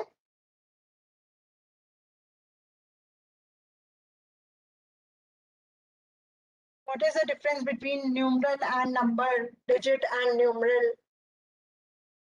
मैम नंबर और न्यूमरल में तो पता है। नंबर और न्यूमरल में पता है, ओके। और डिजिट्स में? डिजिट्स में मैम लाइक हम बोलते हैं सिंगल डिजिट, डबल डिजिट। तो क्या करते हैं, अभी हमें ना थोड़ा थोड़ा हिंट सा है। ऐसा करते हैं, आज जाके सब इसके बारे में पढ़ो, सर्च करो, समझो कि इन तीनों वर्ड्स में क्या डिफरेंस है। और मेरे पास कल क्लास शुरू होने से पहले गूगल क्लासरूम पे एक पोस्ट आ जाना चाहिए, जिसमें आप सबकी समझ आप लिख के उसमें पोस्ट करोगे। ठीक है, अगर मेरे पास पोस्ट आएगा तो मैं इसका डिफरेंस बताऊंगी क्लास में, वरना मैं नहीं बताऊंगी। और ये क्वेश्चन पेपर्स में भी आता है। ओके मैम, हाँ। आ जाएगा कल। ना वो 0 to 9 नंबर्स होते हैं, सिंगल जो नंबर होते हैं 0 1 2 वैशाली 3। कल कल कल गूगल क्लासरूम पे पोस्ट आएगा इसका, हम आज Okay. इसमें नहीं डिस्कस करेंगे। So, ठीक है, this is something that you people will explore and tell me on the Google classroom. चलो नेक्स्ट पे चलते हैं। काउंटिंग, मेरे को बताओ what is the biggest number you can count to. आपका आखिरी नंबर क्या है जिस जहां तक आप काउंट कर सकते हो?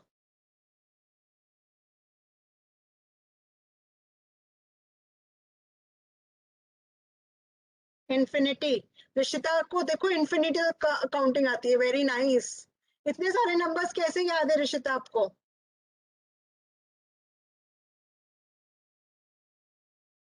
मैम नंबर्स में कुछ लास्ट नहीं होता। लास्ट नहीं होता तो मतलब आपको काउंटिंग इन्फिनिटी तक आती है, जहां तक नंबर चलेंगे आप वहां तक काउंटिंग बढ़ा सकते हो। बेसिकली सिस्टम में हम मिलियन ट्रिलियन तक जाते हैं। तो वहां तक वैशाली आप काउंट कर पाओगे? अगर मैं आपको कहूँ चलो काउंटिंग लिखना शुरू करो, तो ट्रिलियन तक जा पाओगे काउंटिंग करते करते? Hope so.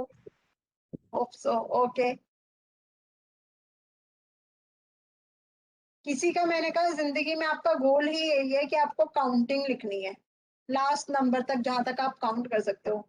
तो वो इंसान काउंटिंग खत्म ही नहीं कर पाएगा। जैसे रिश्ता है, वो इन्फिनिटी तक काउंटिंग जानती है, अब इन्फिनिटी तो डिफाइंड ही नहीं है, तो काउंटिंग लिखती ही जाएगी, लिखती ही जाएगी।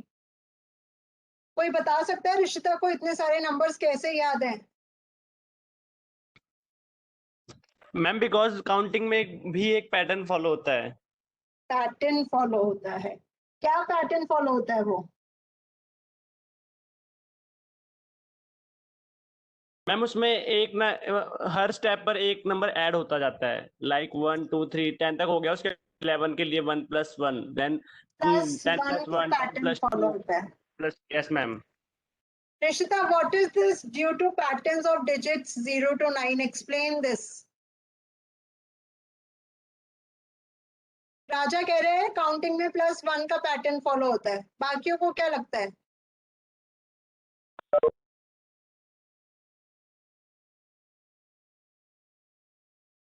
क्या काउंटिंग में ऐसा कोई पैटर्न है?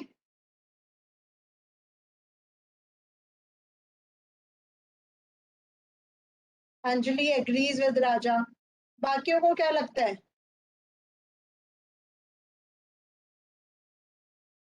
मैम ये अरेंजमेंट किस पैटर्न में हुआ है डिजिट्स का? 0 to 9 डिजिट्स है, इनको किस पैटर्न में हमने अरेंज कर रखा है?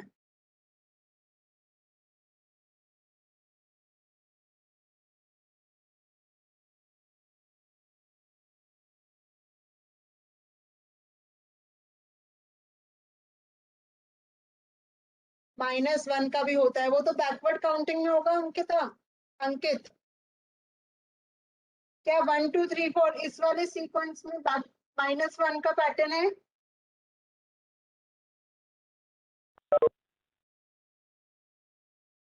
काउंटिंग क्या होती है? मेरे को कोई काउंटिंग सुनाओ।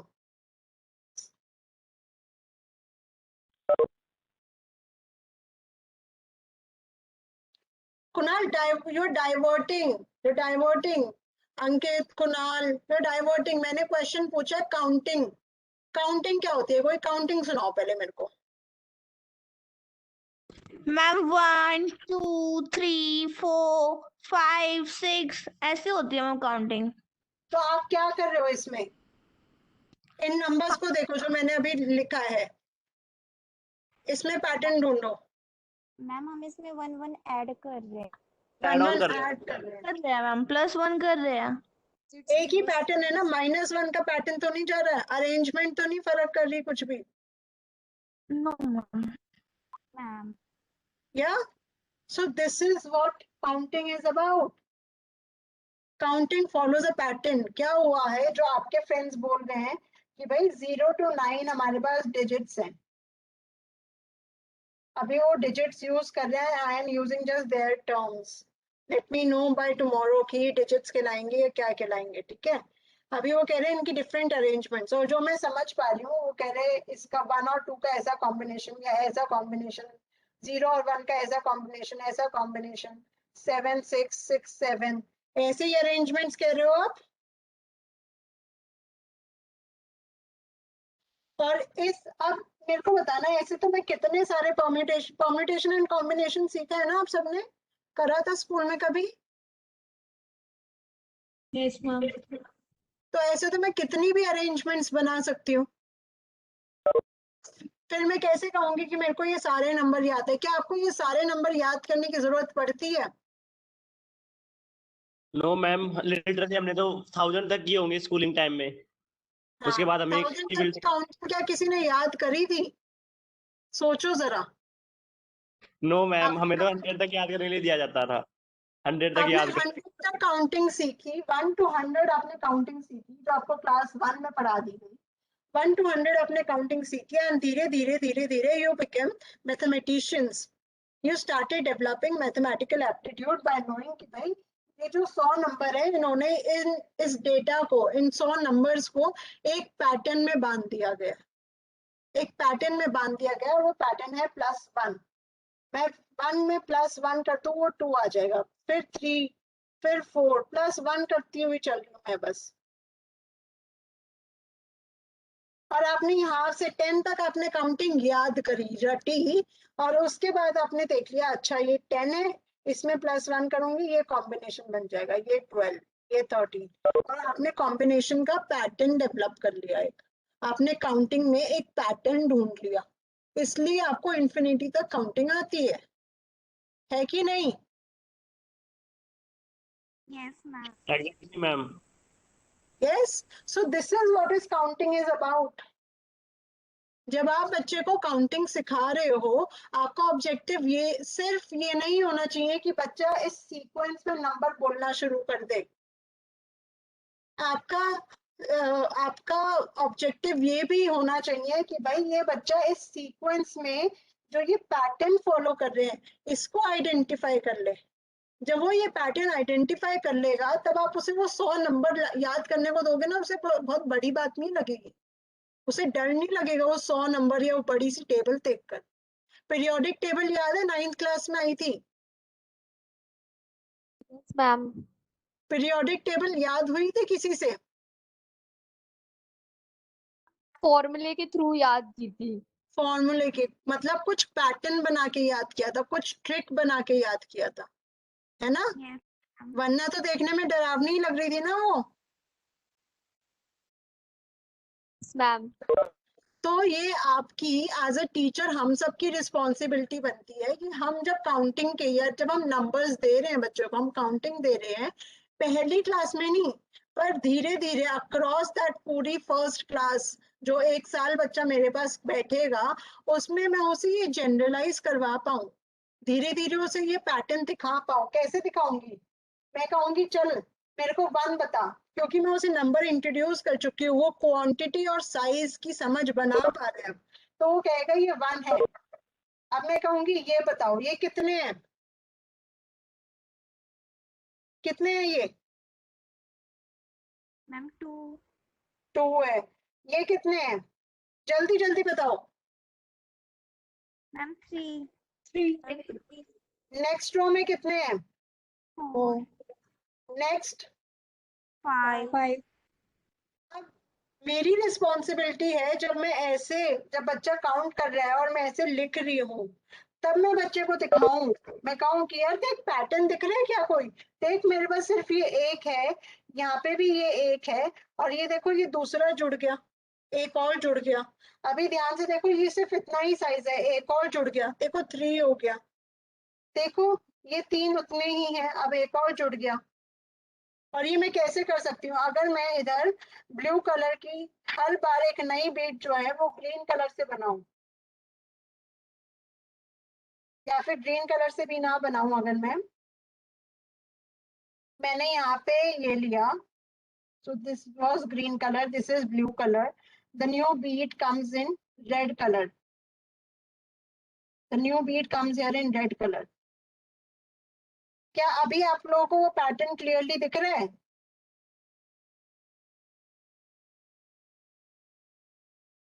दिख रहा है क्या वो pattern? Yes ma'am are you able to see that +1 का इंक्रीज? मैम आप पूरा 1 साल बच्चे के साथ बैठो और उससे धीरे धीरे उसे कहो, ऑब्जर्व करो, बच्चे बहुत जल्दी ऑब्जर्व करते हैं। छोटे बच्चे को अपने पास कभी बिठा के पढ़ाने की कोशिश करोगे ना, साइड में जरा सा आप सुई भी गिरेगी, उनको वो आवाज सुनाई दे जाती है, ये क्या हुआ, ये क्या हुआ, ये कौन बोला, ये कौन बोला। Very very keen on observation, use their strength ना to bring this observation to their minds. धीरे धीरे काउंटिंग इजी हो जाएगी उनके लिए। क्या अभी भी बच्चा काउंटिंग से डरेगा अगर उसको ये पैटर्न समझ आना शुरू हो जाए? क्या लगता है? नहीं मैम, वो नहीं लगेगा, वो और एक्सप्लोर करेगा फिर इस चीज को। यस, क्यूरियस हो जाएगा और एक्सप्लोर करना चाहेगा। क्यूरियस होगा, एक्सप्लोर करना चाहेगा। तो आपको जो कार्डिनल कॉन्सेप्ट है, जब हम कहते हैं कार्डिनल कॉन्सेप्ट क्या है? Quantity of a number. जब आप उसे इंट्रोड्यूस कर रहे हो, उसे बता रहे हो कि बेटा देख इसे 1 कहते हैं, ठीक है, ये जो क्वांटिटी है ये 2 है, ये क्वांटिटी सिर्फ 2 कहेगी, मैं इसको भी 2 कहूंगी। ये 2 है क्या? क्या this is also 2? Is this 2? No ma'am, no What is ma'am, it? What is it? I'm 3। 3. So what I am पहले मैंने बच्चे को बताया, मैंने बच्चे को सिखाया 0 to 9 की क्वांटिटी, मैंने उसको समझाई, मैंने टाइम लिया, I taught him the size that each number has. From 0 to 9, I taught him the size of each number, the quantity that each number represents. And slowly and gradually मैंने इसे sequencing में डालना शुरू कर दिया, इसे counting करवाना शुरू कर दिया, और वो पैटर्न ऑब्जर्व करवाना शुरू कर दिया। समझ पा रहे हो कि आपको क्या बताना पड़ेगा बच्चे को, और आप क्या चाहो, और ऐसा क्या करना पड़ेगा कि क्या चीजें बच्चे ऑब्जर्व कर लें खुद से। Are you able to see the difference between arbitrary and necessary concept, जो हमने शुरू में बात करी थी पहली क्लास में?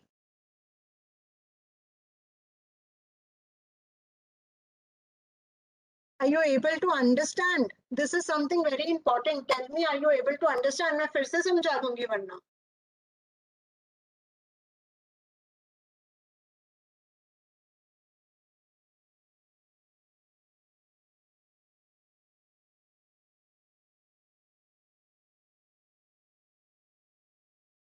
समझ आया या एक बार फिर से करें इस पे थोड़ी सी बात? मैम एक बार थोड़ी फिर से करो, एकदम से आर्बिट्री नेसेसरी का जो ना दिमाग में नहीं आ रहा एकदम से। ठीक है, चलो ओके, फिर से शुरू करते हैं, एक फ्रेश स्टार्ट करते हैं, ठीक है, फिर से ट्राई करते हैं। मेरे को बताओ ये कितने सर्कल्स बने हैं?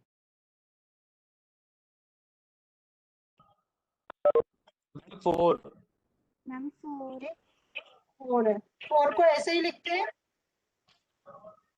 Yes ma'am. क्या ये भी 4 है?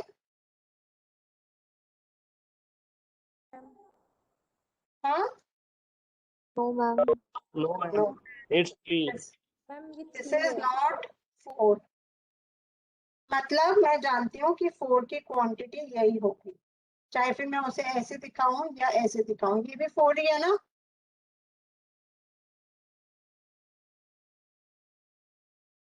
Yes ma'am. है ना। यस तो मैम जब मैं कह रही हूँ बच्चे से कि भाई मेरे को जरा 4 ग्लास पानी देना, तो बच्चा हो सकता है ये ला दे।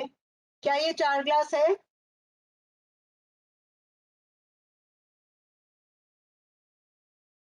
क्या ये 4 ग्लास है ये? No ma'am. तो आप कहोगे नहीं, मैंने 4 ग्लास पानी मांगा है। तो बच्चा कहेगा अच्छा शायद मैंने गलती कर दी। तो वो क्या करेगा, ये ग्लास तो उसने दे दिया, वो एक और ग्लास ले आएगा। अब क्या ये 4 ग्लास हुए? नो मैम नहीं हुए मैम। तो आप कहोगे अरे मैंने 4 ग्लास पानी मांगा, 4 ऐसे करके दिखाओगे। तो कहेगा अरे मैंने शायद फिर गड़बड़ कर दी, तो ये 2 ग्लास तो उसने दे दिए, एक और ग्लास उठा के ले आया। क्या अब ये 4 हुए? नो मैम फिर आप फिर से कहोगे ओहो मैं तो 4 ग्लास पानी मांग रही हूँ, आपने तो बस 3 ग्लास पानी दिया है। ऐसे बात करोगे बच्चे से? Yes ma'am. है ना। तो बच्चा सोचेगा ओह मैंने फिर कुछ गड़बड़ कर दी होगी। अभी उसे समझ नहीं आ रहा कि वो गड़बड़ क्या कर रहा है, पर वो कोशिश कर रहा है कि वो आपकी बात समझ के उसको कुछ ना कुछ जुगाड़ करके सही कर पाए। फिर वो इसमें एक और ग्लास जोड़ देगा। तो क्या अब ये 4 हो गए? यस मैम, अब जाकर 4 हो पाए हैं। अब 4 हो गए, तो अब आप क्या बोलोगे बच्चे को? 4 ग्लास पानी मांगे या बोलोगे थैंक यू? यस मैम, अब थैंक यू बोलेंगे तो बच्चा समझ जाएगा कि अब 4 ग्लास हो गए। तो अब वो क्या करेगा, वो देखेगा अच्छा ये 4 ग्लास रखे हुए हैं, तो वो अपने दिमाग में एक इमेज बनाएगा कि अच्छा जब ऐसा कुछ होता है तब ये 4 हो जाता है।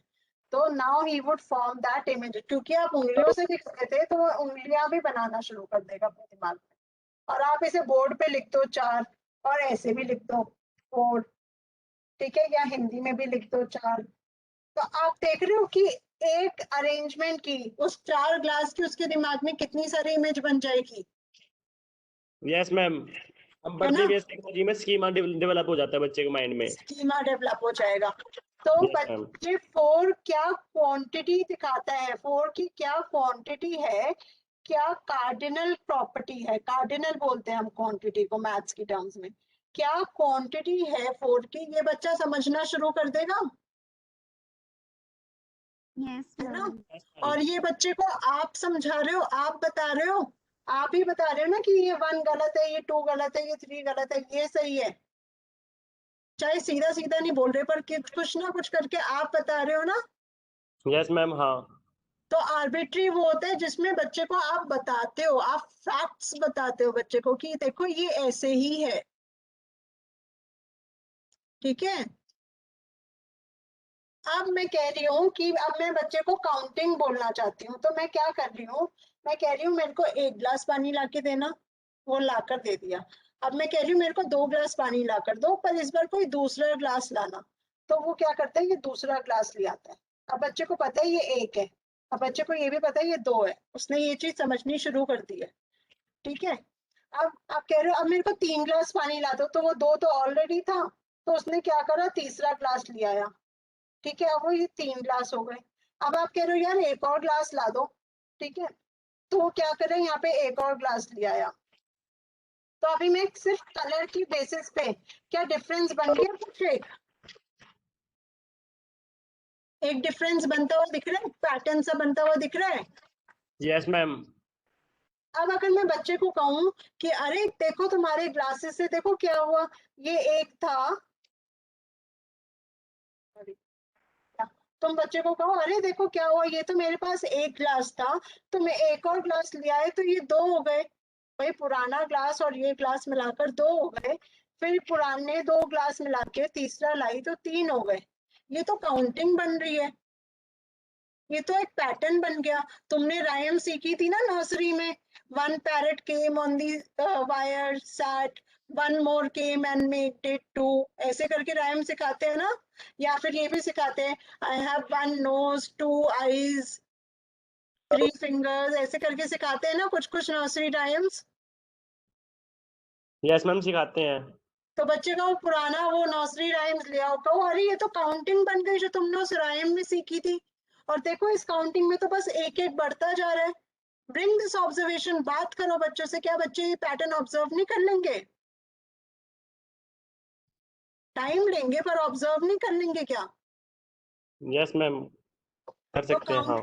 काउंटिंग कुछ ऐसी चीज हो गई ना जो बच्चा खुद सीख रहा है। अब तुम्हारी ऑलरेडी राइम्स और जो तुमने ये कार्डिनल प्रॉपर्टी सिखाई नंबर्स की, जो तुमने बच्चे को बताया, उसको यूज करके बच्चे ने खुद से कुछ सीखा।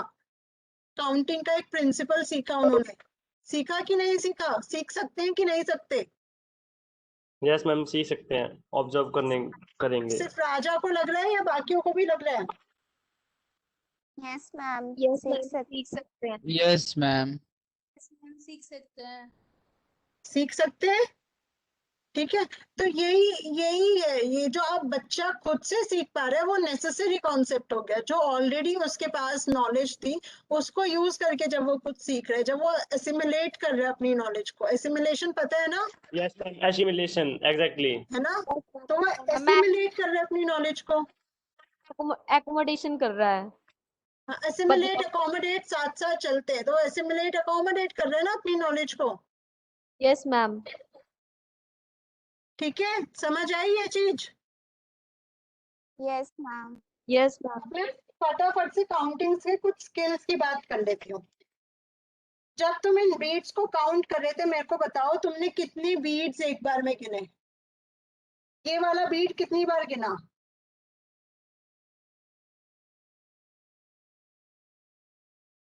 फटाफट से बताओ, ये वाला बीट कितनी बार गिना तुमने? अरे चुप हो गए। 2 times. Ishu, you counted this beat 2 times? No ma'am only once.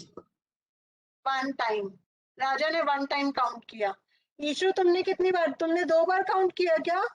देखो जिस बीट को मैंने ब्लू में बदल दिया उस बीट को कितनी बार काउंट किया आपने?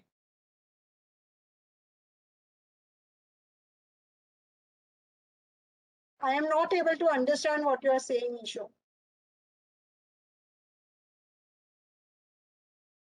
Do you Ma'am, agree that you counted this beat 1 time? You only counted this 1 time? Yes ma'am.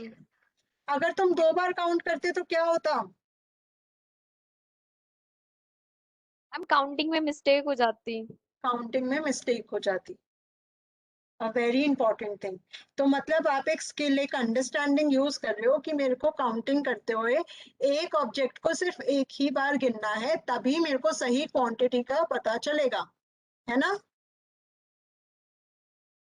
This is one type of pre number concept कि मेरे को एक बीट को सिर्फ एक ही बार गिनना है। पता चला एक pre number concept? Yes ma'am. Yes pre ma'am. Number concept ही जो नंबर से पहले समझ बच्चा बनाता है, उसने ये समझ पहले ही बनाई ना, वरना वो काउंट ही नहीं कर पाता सही। अब मेरे को जरा ये बीट ना हेल्प करो काउंट करने में, मेरे साथ काउंट करो। इस बीट को क्या बोलूं?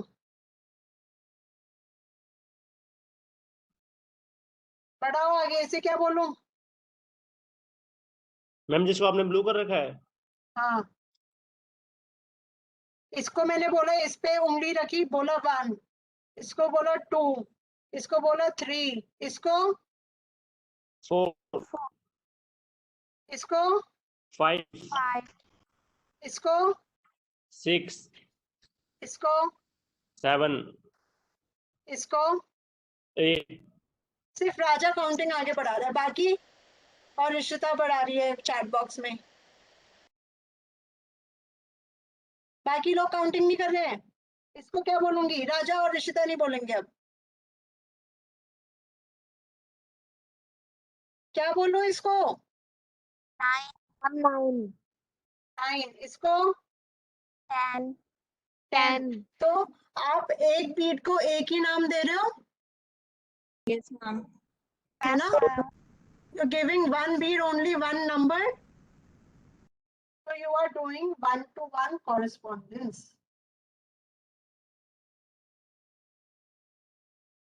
टेक्निकल टर्म है अगेन में। जब आप बच्चे को, छोटे से बच्चे को कहोगे कि हम सबके लिए एक एक ग्लास ले आओ, तो बच्चा काउंट नहीं करता। वो क्या करेगा, ये मम्मी का ग्लास है, ये पापा का ग्लास है, वो ऐसे करेगा। ये मम्मी का ग्लास हुआ, ये पापा का ग्लास हुआ, ये मेरा ग्लास हुआ, ये दीदी का ग्लास हुआ, और वो ये ग्लासेस उठा के ले आएगा। क्या मैं कहूंगी कि बच्चे को काउंटिंग आती है?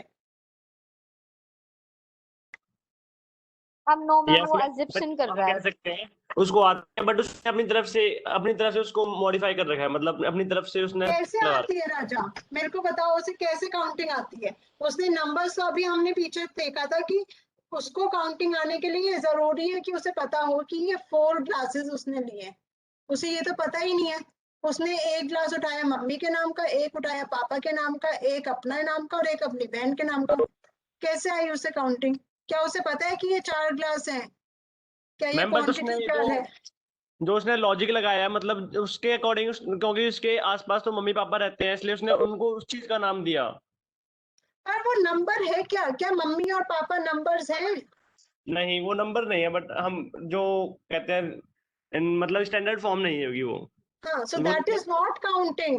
You need to understand this. वो काउंटिंग नहीं है, वो बच्चे ने 1-to-1 कॉरेस्पॉन्डेंस करके ये देख लिया कि ये मम्मी का ग्लास हुआ, ये पापा का ग्लास हुआ, ये मेरा ग्लास हुआ और ये दीदी का ग्लास हुआ। उसने हर ग्लास को एक नाम दे दिया। उसे काउंटिंग नहीं आती है, उसने मैच द फॉलोइंग करके करा। उसने क्या करा, अपने दिमाग में पिक्चर बना ली कि भाई ये मम्मी है, ठीक है, ये पापा है, ये मैं हूँ स्माइलिंग करता हुआ मैं, और ये दीदी है जो हमेशा गुस्से में रहती है। ठीक है, अब ये मम्मी का एक ग्लास, ठीक है, ये ग्लास ग्लास नहीं लग रहा, ये मम्मी का एक ग्लास, ये पापा का एक ग्लास, ये मेरा एक ग्लास और ये दीदी का एक ग्लास, और ये चारों ग्लास उठा के ले आया। उसे काउंटिंग तो आई नहीं, उसने काउंटिंग तो करी नहीं, 1 2 3 4 तो करा ही नहीं। उसे ये तो पता ही नहीं कि ये 1 की क्वांटिटी है या ये दोनों मिलके 2 की क्वांटिटी बनाते हैं। ये समझ नहीं बनी ना उसकी राजा। मैं समझ गया। है ना? तो उसे काउंटिंग नहीं आई, उसने match the following 1-to-1 correspondence करके कर लिया, एग्जैक्ट नंबर ले आया वो। और ये आना बहुत जरूरी है, तभी वो काउंटिंग करना सीखेगा, वरना वो क्या कहेगा, इसे 1 बोल देगा, इसे ही 2 बोल देगा, फिर इसे ही 3 बोल देगा। उसे ये तो पता ही नहीं चलेगा कि भाई हर बीट को एक ही नाम देना जरूरी है, वरना काउंटिंग में गड़बड़ हो जाएगी। समझ आया? Yes, ma'am. Now it's clear to me. बाकियों को? Yes ma'am. यस, अंजलि को समझ आ गया, राजा को समझ आ गया, बाकियों को जो समझ आए फटाफट यस नो बोलो। इतना टाइम तो यस और नो लेने में ही निकल जाता है।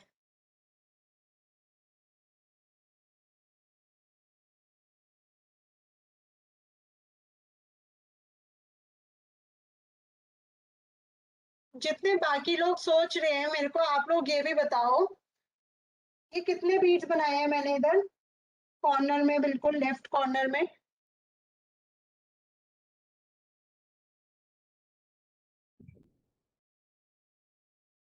मैम 3। I'm three. 3। और ये कितने बनाए हैं? 3। ये तो मतलब मैं 3 को अलग अलग तरीके से अरेंज करूं, पर 3 की क्वांटिटी नहीं बदलेगी ना? Yes ma'am. इन 15 Yes, ma'am. मार्कर्स को मैं इस तरीके से अरेंज कर दूं, तो क्या ये 15 का नंबर क्वांटिटी बदल गई? No ma'am. नहीं मैम, बट स्टूडेंट्स के केस में ऐसा होता है, छोटे बच्चे जो है कंजर्वेशन को नहीं समझ पाते, हाँ। उनके लिए ये चेंज हो जाएगा, वो हमें फिर समझाना होगा उन्हें।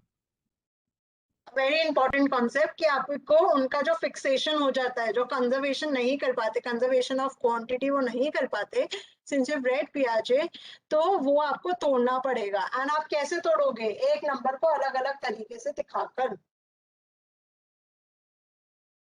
और वो अलग अलग तरीके कैसे होंगे, पत्थर ले जाओ, लूज पत्थर ले जाओ, बिंदिया ले जाओ, गणित माला ले जाओ, गणित माला कुछ नहीं है, मोती माला है, गणित माला ले जाओ, बिंदिया ले जाओ, बोर्ड पे अलग अलग तरीके से बना दो थ्री, अलग अलग सोबेटाइजेशन, याद है सोबेटाइजेशन अभी सीखा था थोड़ी देर पहले, सोबेटाइजेशन करके अलग अलग पैटर्न्स ले आओ थ्री के। Yes, this make sense? Yes ma'am. Yes ma'am. अब आज आपका हमने देखो हमने 3 कॉन्सेप्ट सीखे, सोबेटाइजेशन, नंबर्स को जानना, ठीक है, और नंबर्स के, अच्छा एक चीज रह गई इसमें, ऑर्डिनल कॉन्सेप्ट। इसमें से इनमें से बताना मेरे को मेरा सेकंड बीट कौन सा है अकॉर्डिंग टू नेमिंग।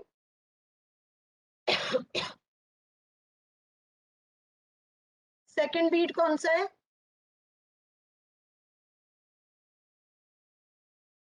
मैंने हर बीट को नाम दे रखा है। What was the second bead I counted?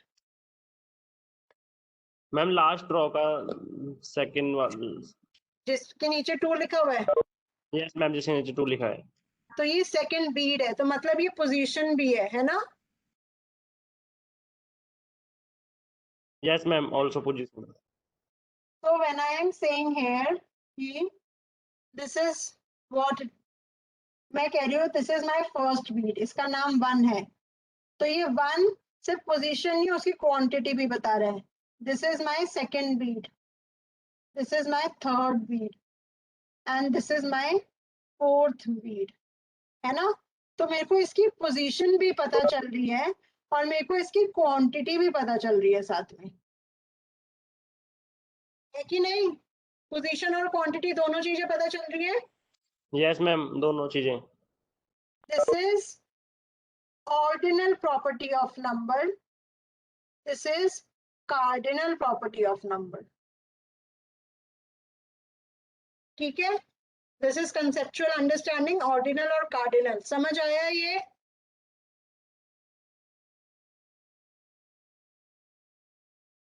राजा को छोड़ के बाकियों को समझ आया कि नहीं आया? Yes, ma'am ma'am. Please repeat ordinal one. What position is this? If I am saying 1, 2, 3, 4, what position this bead is on? और ma'am we can say ordinal means order. हाँ, it is order. Raja, wait. Nitin, tell me what position this bead came on. इसका order number क्या था?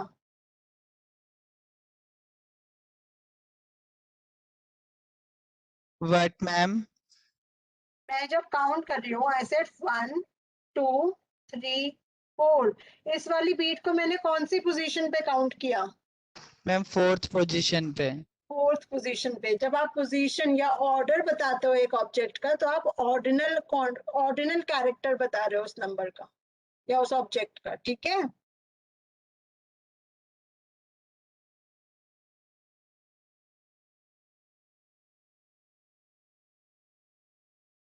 आया नितिन समझ? Yes ma'am. बाकियों को समझ आया ऑर्डिनल और कार्डिनल? पेपर में क्वेश्चन आएगा, डीएलएड के पेपर में भी आ सकता है, सीटेट के पेपर में भी आ सकता है, डीट्रिपल के भी आ सकता है। बाकी टीचिंग लाइफ में तो हमेशा हमेशा के लिए रहेगा ये कॉन्सेप्ट। जिनको डाउट है, जिनको समझ नहीं आया, अपने आप को अनम्यूट करो और बोलो, इतने I am telling what you people have to do. आज हमने 2 रिसोर्सेस की पिक्चर्स देखी यहाँ पे। अंजलि मैं बताती हूँ कार्डिनल, गणित माला, मोती माला जिसे हम कहते हैं, और लूज मार्बल्स। इन दोनों के लिंक मैं आपको शेयर करूंगी ग्रुप में। आप लोगों को क्या करना है, इनको एक्सप्लोर करो, आज जाओ और देखो, इनके साथ खेलो,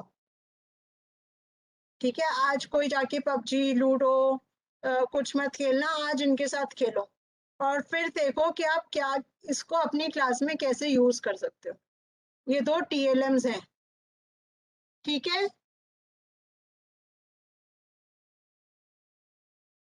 ओके मैम। अगर जो असाइनमेंट देखोगे, ये दोनों TLM है। अगर आज इनके साथ खेलते हो और सोचते हो कि इन्हें क्लासरूम में कैसे यूज करोगे, जो मैंने शुरू में असाइनमेंट दिया था ना, TLM एनालिसिस और एक्टिविटी बनाने का, उस पे काम करना शुरू कर चुकोगे, शुरू हो जाएगा तुम्हारा। सिर्फ सोचने को दे रही हूँ आज। ठीक है? Else then Raja, is there anyone who is not able to understand it? या नहीं करेगा या क्या है? Tell me, else then Raja. Anjali, I am coming to it, cardinal quantity पे आ रही हूँ। आज का काम समझ आया? गणित माला और लूज मार्बल्स के साथ क्या करना है? Yes ma'am. ठीक है, कार्डिनल क्वांटिटी पे आते हैं। अंजलि, ये कितने बीट्स बनाए हैं मैंने?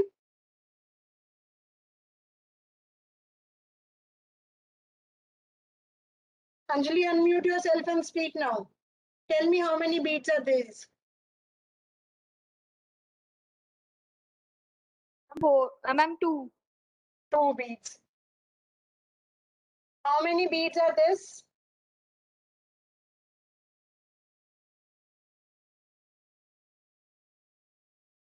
जो रेड में बनाए हैं वो कितने बीट्स हैं? सॉरी मैम, नेटवर्क इश्यू की वजह से दिख नहीं रहा है। दिख नहीं रहा है। अच्छा, मेरे को बताओ, आप 2 पेंसिल्स हाथ में, अपने हाथ में भी, अच्छा नेटवर्क इशू है, 2 पेंसिल्स का इमेजिन कर सकते हो? दिमाग में 2 पेंसिल्स की पिक्चर बन सकती है? Yes ma'am. अब मेरे को बताओ, मैं कहूँ इसमें 3 पेंसिल्स, क्या पिक्चर में कोई चेंजेस हुए? दिमाग में जो पिक्चर बनी थी 2 पेंसिल्स के बाद जब मैंने 3 बोला तो कुछ चेंजेस हुए? यस मैम, मैम उसमें एक और ऐड हो गया। एक और ऐड हो गई, क्या बदल गई? उसका क्वांटिटी बदल गई। Yes ma'am. तो वो ही कार्डिनल प्रॉपर्टी है। हर नंबर की एक क्वांटिटी होगी, हर नंबर की एक यूनिक क्वांटिटी है। Yes ma'am. उसी क्वांटिटी की जो आइडेंटिटी बनती है एक नंबर की, उसी को हम कार्डिनल प्रॉपर्टी बोलते हैं। Okay ma'am. ठीक है, आप सबको मैंने चैट बॉक्स में एक फॉर्म का लिंक भेजा है, ये फॉर्म आज तक भर जाना चाहिए। ठीक है, आज के लिए मेरे पास से इतना ही था। मैं आपको दोनों DLMs के लिंक ग्रुप पे शेयर कर दूंगी। अब किसी को कोई डाउट है तो वो रुक सकता है, पूछ सकता है, बाकी लोग जा सकते हैं।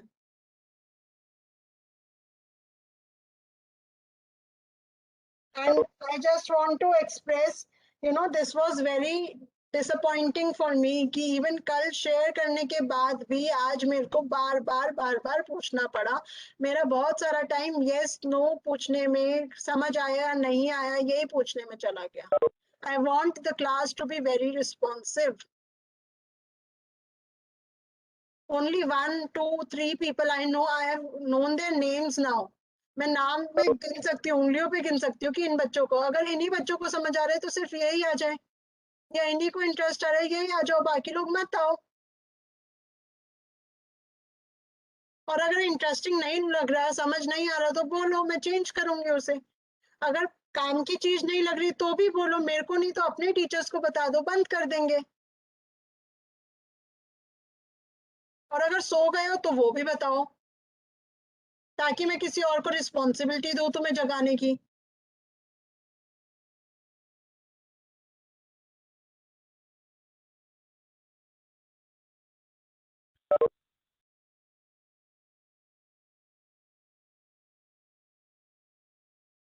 Okay, I'm done for the day. If anyone has any doubts, want to share anything, want to talk about anything, they can, or else they can leave.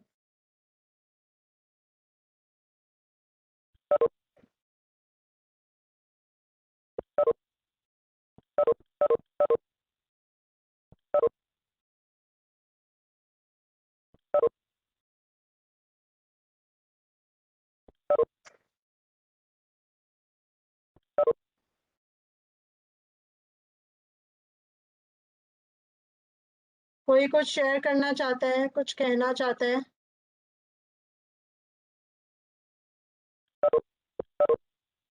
Ma'am I think नहीं, अब कोई नहीं कुछ कहना चाहता। Okay ma'am, so we can leave. Yes, you can leave. Yes. Okay, See you tomorrow. See you tomorrow. Excuse me, ma'am. हाँ जी। Ma'am आपने बताया कि काउंटिंग हमें अगर 1 से सिखानी हो तो ये प्रोसीजर हमें यूज करना चाहिए। तो मैम अगर हमें 11 से 20 तक और 20 से 30 तक अगर काउंटिंग सिखानी है तो मैम यही प्रोसीजर यूज होगा? पैटर्न बन जाएगा ना बेटा, ये तो आपको काउंटिंग सिखाने की जरूरत नहीं पड़ेगी। और अभी हम ओके। धीरे धीरे जब प्लेस वैल्यू पे आएंगे तब भी एक पैटर्न बन जाएगा। देखो, जब मैंने 10 तक सीख लिया, ये मेरा 10 है, 11 को मैं कैसे लिख सकती हूँ? 10 + 1 यस है मैम। ना। 12 हुआ, 12 को कैसे लिख सकती हूँ? 11 + 1, क्योंकि मैंने एक पैटर्न सीख लिया। जी मैम। और इसी को हम ऐसे भी सिखाते हैं, बंडल्स ले लेते हैं, 10 के बंडल से हम चाहते हैं कि बच्चा ऐसे भी सीख ले इसे, है ना। तो ये जी पैटर्न मैम। बनता हुआ दिख रहा है, बच्चा अपने आप क्वांटिटी बढ़ाना शुरू कर देगा। बस आपको क्या करने की जरूरत है, आप बोर्ड पे लिखते रहो और बच्चे को हाथ में कुछ ऐसा दे दो कि वो क्वांटिटी बढ़ाया जा रहा है। बहुत सारी तिल्लियां दे दो माचिस की, या फिर बहुत सारे ऐसे मार्बल्स दे दो, कंचे दे दो बहुत सारे, या पत्थर दे दो बहुत सारे। तो उसके हाथ में जब क्वांटिटी बढ़ती जाएगी और उसे दिखेगा क्वांटिटी बढ़ रहा है, उसे फील होगी हाथ में लगा के कि यार ये बहुत सारे होते जा रहे हैं, तो बच्चा समझना शुरू कर देगा। आपको काउंटिंग आगे ओके मैम। याद करवाने की जरूरत ही नहीं पड़ेगी। Okay ma'am. मैम आज ही मैं इसको यूज करके देखती हूँ। करके देखो एंड टेल मी कैसा रहा, क्या रिस्पॉन्स किया बच्चे ने। ठीक है, यस मैम। मैम जरूर ma'am. Yes ma'am. Okay ma'am. Thank you so much ma'am. Thank you. I am not feeling low Kunal, I am feeling